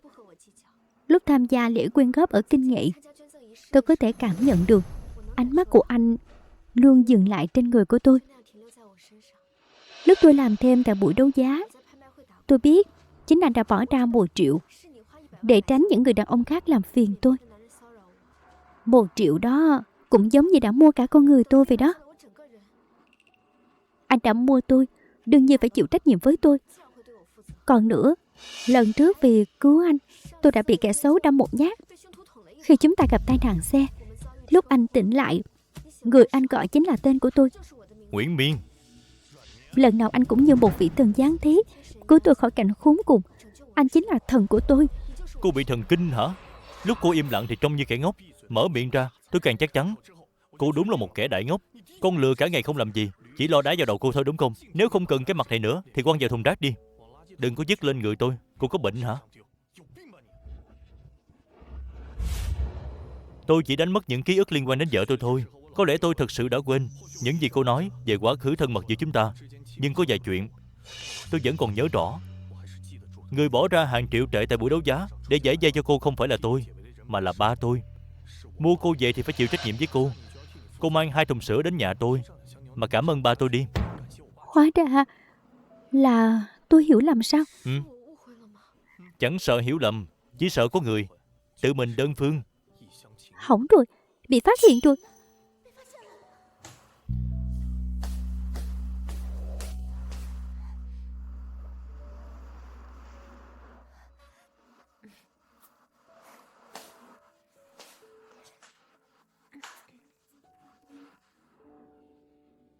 Đây là đồ tên trai bao đó tặng đúng không? Em dứt qua cậu ta tặng vào thùng rác. Cậu ta mà biết được chắc là đau lòng lắm đó. Ngủ với em không?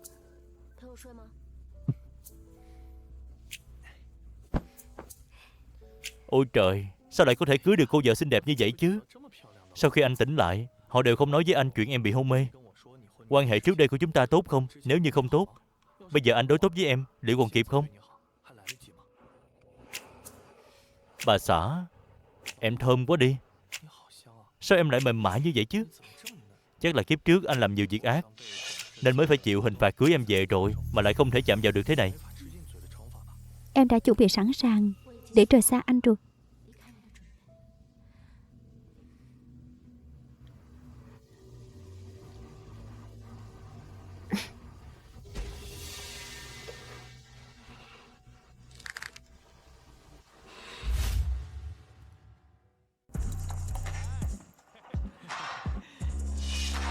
Tiếp đi đàn em.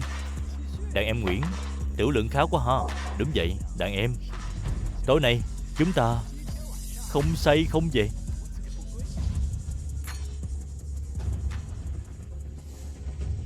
Tiếp đi đàn em.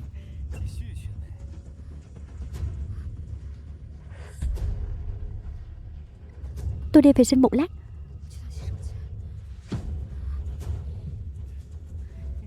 Thuốc bắt đầu ngấm rồi đó. Lát nữa, ai lên trước đây? Chúng ta cùng lên đi. Nào, cạn ly.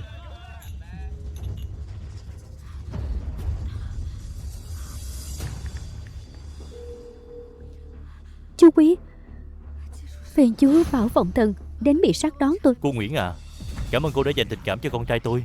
Nhưng mà vọng thần đã kết hôn rồi.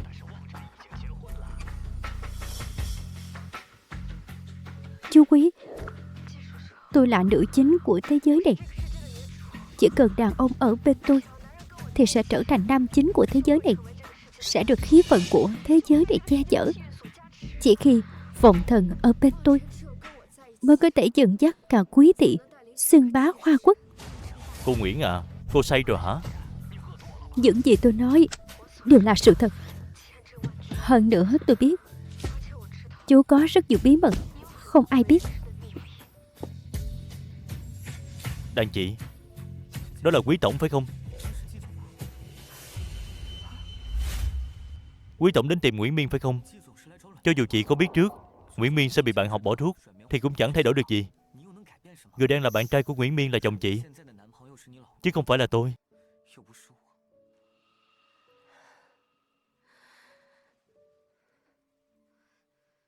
Những chuyện mình từng mơ thấy đã trở thành hiện thực. Mình chẳng thể thay đổi được gì cả. Nguyễn Miên lại trở nên quan trọng. Sau khi chồng mình đưa cô ta đi, họ sẽ bên nhau suốt đêm nay.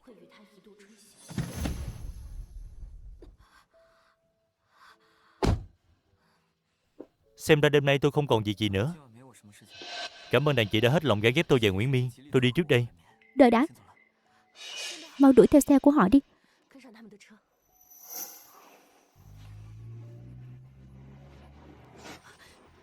Phu nhân, thật xin lỗi. Tôi đã để mất dấu xe quý tổng rồi.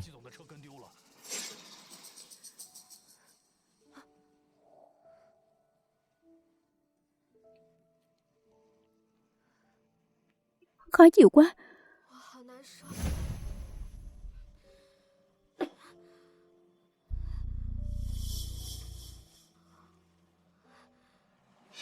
Lẽ nào tôi đang nằm mơ sao?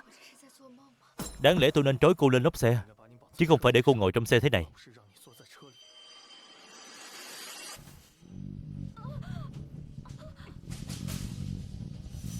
Phụng Thần, anh lái xe nhanh quá. Nếu không muốn bị văng ra ngoài thì thắt dây an toàn vào đi.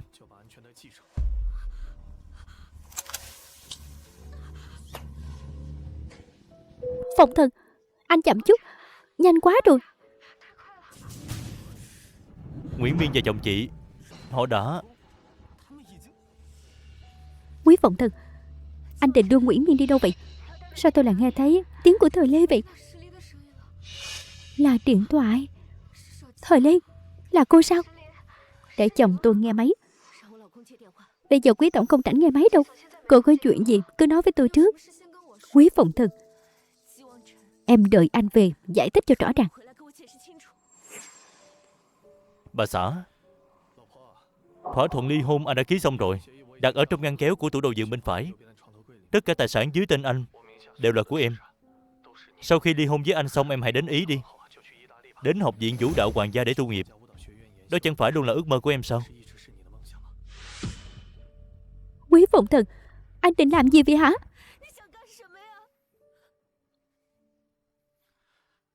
Buổi trước nói em bị bệnh rồi. Tên khốn Bùi Trước này, vì em bị bệnh nên anh bỏ rơi em sao? Anh đã phát hiện ra rất nhiều điều không bình thường. Cho đến bây giờ anh mới biết nguyên nhân là gì. Lê Lê, em nghe lời anh có được không? Anh muốn thấy em tự do tự tại, tỏa sáng rực rỡ dưới ánh đèn sân khấu.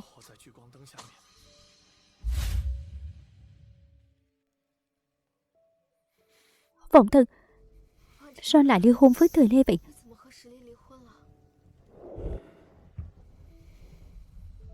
Cảm ơn đã cứu tôi.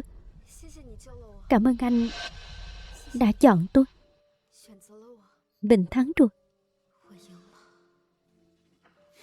Nhưng mà tại sao anh lại không giống như người trong giấc mơ của tôi vậy?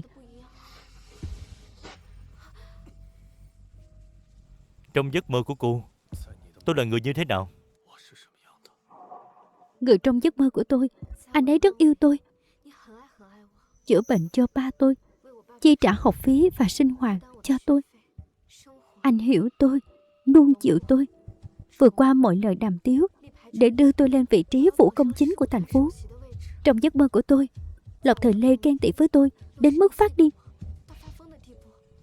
Yên tâm đi, tất cả những gì cô mơ thấy đều sẽ không trở thành sự thật.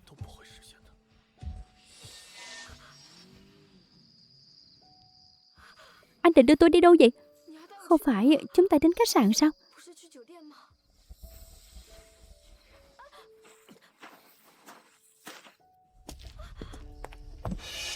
Nơi này chính là mảnh đất mà Quý thị đã mua 10 năm trước, giờ đã thành khu bỏ hoang. Vốn dĩ tôi đã không định phát triển nơi này. Sau này ở đây sẽ dựng lên một tấm biển chằng dây cảnh báo, sẽ không có ai lui tới. Đừng mà. Nguyễn Miên, cô đã bao giờ mơ thấy ngày mình phải ra đi chưa?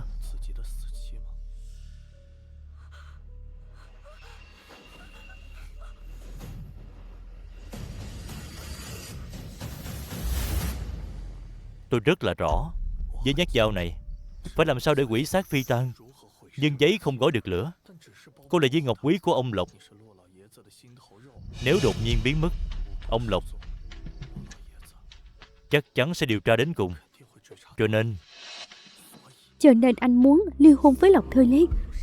Anh muốn cùng tôi kết thúc tất cả sao? tôi đã để lại toàn bộ tài sản cho vợ của tôi rồi. Xuống mộ đi. Tha cho tôi. Anh không được làm vậy. Nếu làm như vậy, mọi thứ sẽ quay lại từ đầu.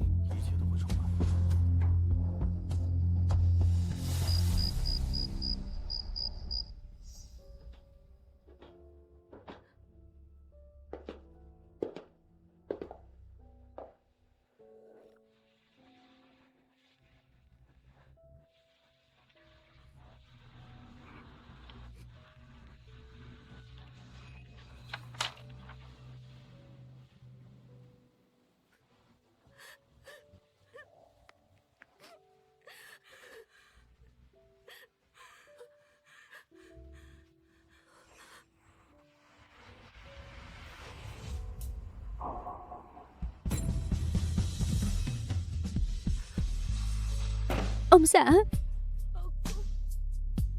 Lê Lê, anh về rồi.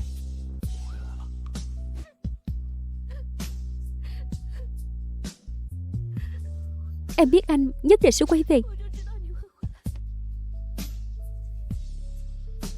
Anh cứ như đang dặn dò hậu sự, ký cả đơn ly hôn, để lại toàn bộ tài sản cho em. Rốt cuộc đã xảy ra chuyện gì vậy? Bởi vì anh thực sự sợ mất em. Đã sắp ly hôn rồi, còn nói mất hay không gì nữa. Lộc Thời Lê, giữa chúng ta sẽ luôn có một lần chia ly. Nhưng em phải nhớ, ngay cả dưới quy luật của vũ trụ, có những lời anh không thể nói ra. Nhưng trái tim của anh cũng chỉ đập vì em thôi.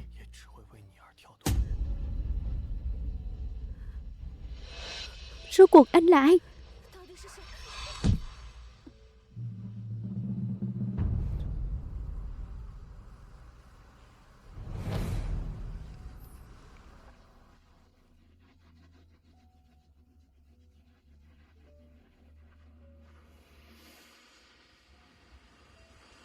Tôi bảo cậu đến gặp vợ tôi, không bảo cậu ôm cô ấy.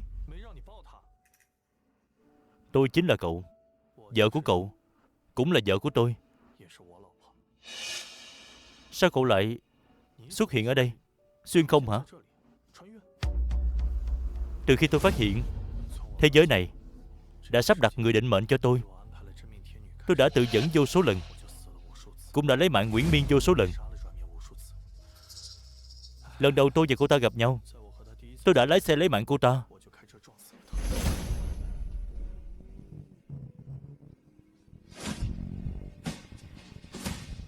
Nguyễn Miên vừa mất, cốt truyện gặp gỡ giữa tôi và cô ta sẽ bắt đầu lại.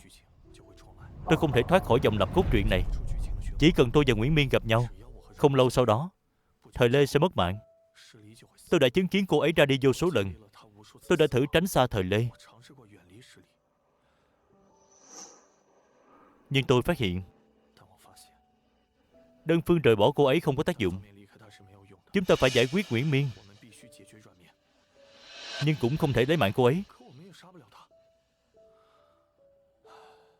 Chúng ta có thể tạo ra một nam chính mới. Chỉ cần dính dáng đến Nguyễn Miên, bất kỳ người đàn ông nào cũng sẽ trở thành nam chính của thế giới này. Tôi đến chiều không gian này đã được một thời gian rồi. Tôi phát hiện ra một người rất phù hợp. Là ai? Nóng quá, khó chịu quá.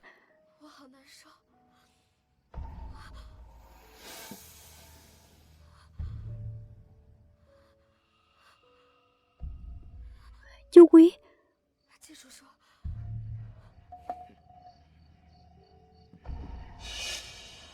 chú làm gì vậy? Chú làm gì vậy? Chẳng phải cô đã nói người đàn ông nào ở bên cô đều sẽ được vận may phù hộ sao? Để tôi thử coi rốt cuộc có thần kỳ như vậy không. Vương Tôi Đa, Vương Tôi Đa, nam chính của thế giới này là Quý Phụng Từng. Buông ra, buông ra. Nếu con trai tôi thật sự để mắt tới cô thì đã ngủ với cô từ lâu rồi. Để tôi làm nam chính của cô đi. Buông tôi ra, buông tôi ra, buông ra, buông tôi ra. Mình suốt nữa đã bị Quý Phụng Từng lấy mạng. Người đàn ông đáng sợ như vậy không thể chọc vào. Vậy thì mình sẽ nhắm vào ba anh ta. Mình là nữ chính. Tất cả phụ nữ trên thế giới này đều phải nhường chỗ cho mình.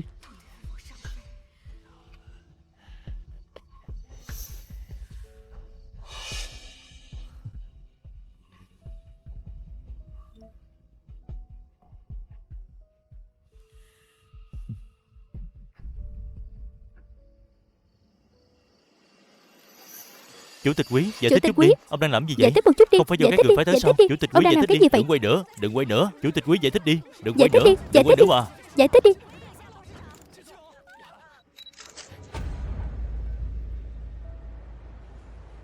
Mẹ, ba lên tin nóng rồi. Ba con lại làm chuyện tốt gì nữa rồi, còn lên tin nóng vậy?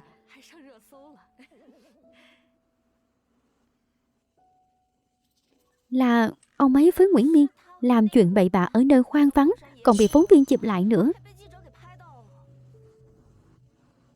Con biết ngay người phụ nữ đó không phải là hạng tốt lành gì rồi. Cô ta quyến rũ ba chơi ngoài trời, còn nhất định không tha cho cô ta.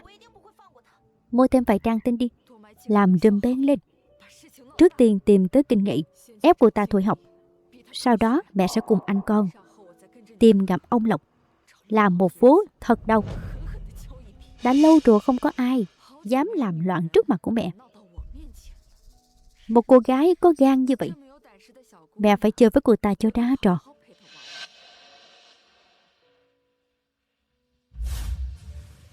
Tôi chưa bao giờ thấy màn trình diễn nào tuyệt vời như vậy. Vừa rồi tôi suýt khóc luôn, cậu biết không? Đến rồi. Thủ lĩnh, màn biểu diễn hôm nay của cô thật sự quá hoàn hảo. Đúng vậy, đúng vậy. Tổng thống cũng đến xem cô biểu diễn. Đúng đó. Lúc cô chào khán giả, nhảy vỗ tay đến đỏ cả tay. Cảm ơn mọi người đã yêu thích, cảm ơn. Là anh Đế Giang kìa, sao anh ấy lại đến đây? Anh Đế Giang đến tìm thủ lĩnh của chúng ta sao? Buổi biểu diễn hôm nay của chị rất tuyệt. Cảm ơn. Cậu đến Venice để tham gia liên hoan phim sao? Phim của tôi được đề cử rồi. Chúc mừng, chúc mừng. Vậy thì chúc cậu lại giành giải. Cho dù tôi không trở thành nam chính, tôi vẫn có thể đoạt giải. Cho dù chị không phải là nữ chính của thế giới này, chị vẫn là Lộc Thời Lê tỏa sáng nhất trên sân khấu. Chúng ta đều đang cố gắng trở thành nhân vật chính của đời mình. Vậy còn Nguyễn Miên? Tôi không muốn biết chuyện của cô ta. Bây giờ đối với chúng ta, cô ta không quan trọng nữa. Cô ta đúng là người không quan trọng.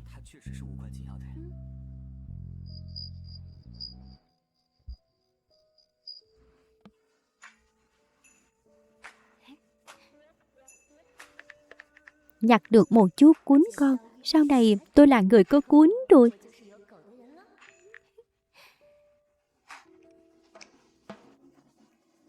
Ngoài anh ra, không ai được làm cuốn của em. Ông chồng cũ là mộng mơ rồi. Không xóa liên lạc của anh đã là nhân từ lắm rồi.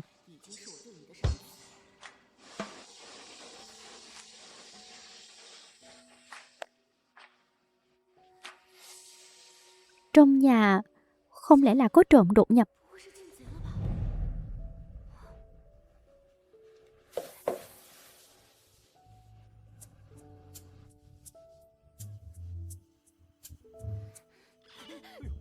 Sao lại là anh? Thú cưng mới của em đâu? Giấu ở đâu rồi? Sao anh vào được đây? Vừa xong việc sao? Nếu không thì em đi tắm làm gì? Anh hỏi em con cuốn em nuôi đâu? Nó ở trong lòng ngoài ban công. Trong lòng hả?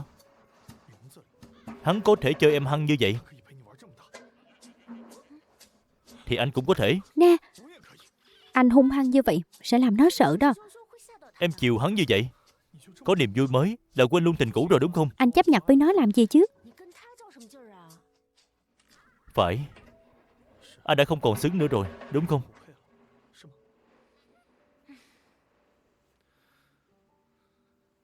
Em đã có cuốn mới rồi. Vậy thì anh làm bộ nhí của em có được không?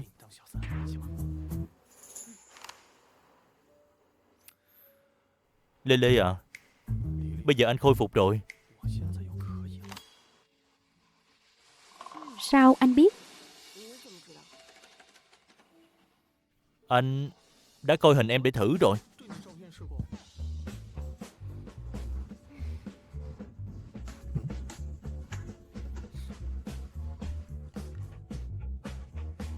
Thì ra em nuôi chó thật hả? Nếu không thì anh nghĩ là cái gì?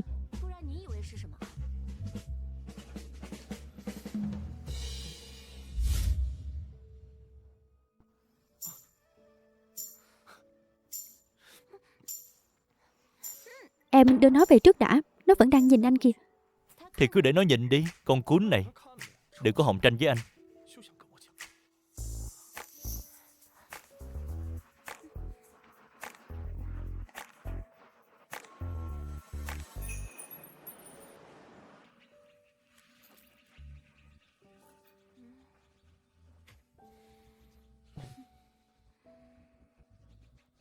Em tỉnh rồi hả?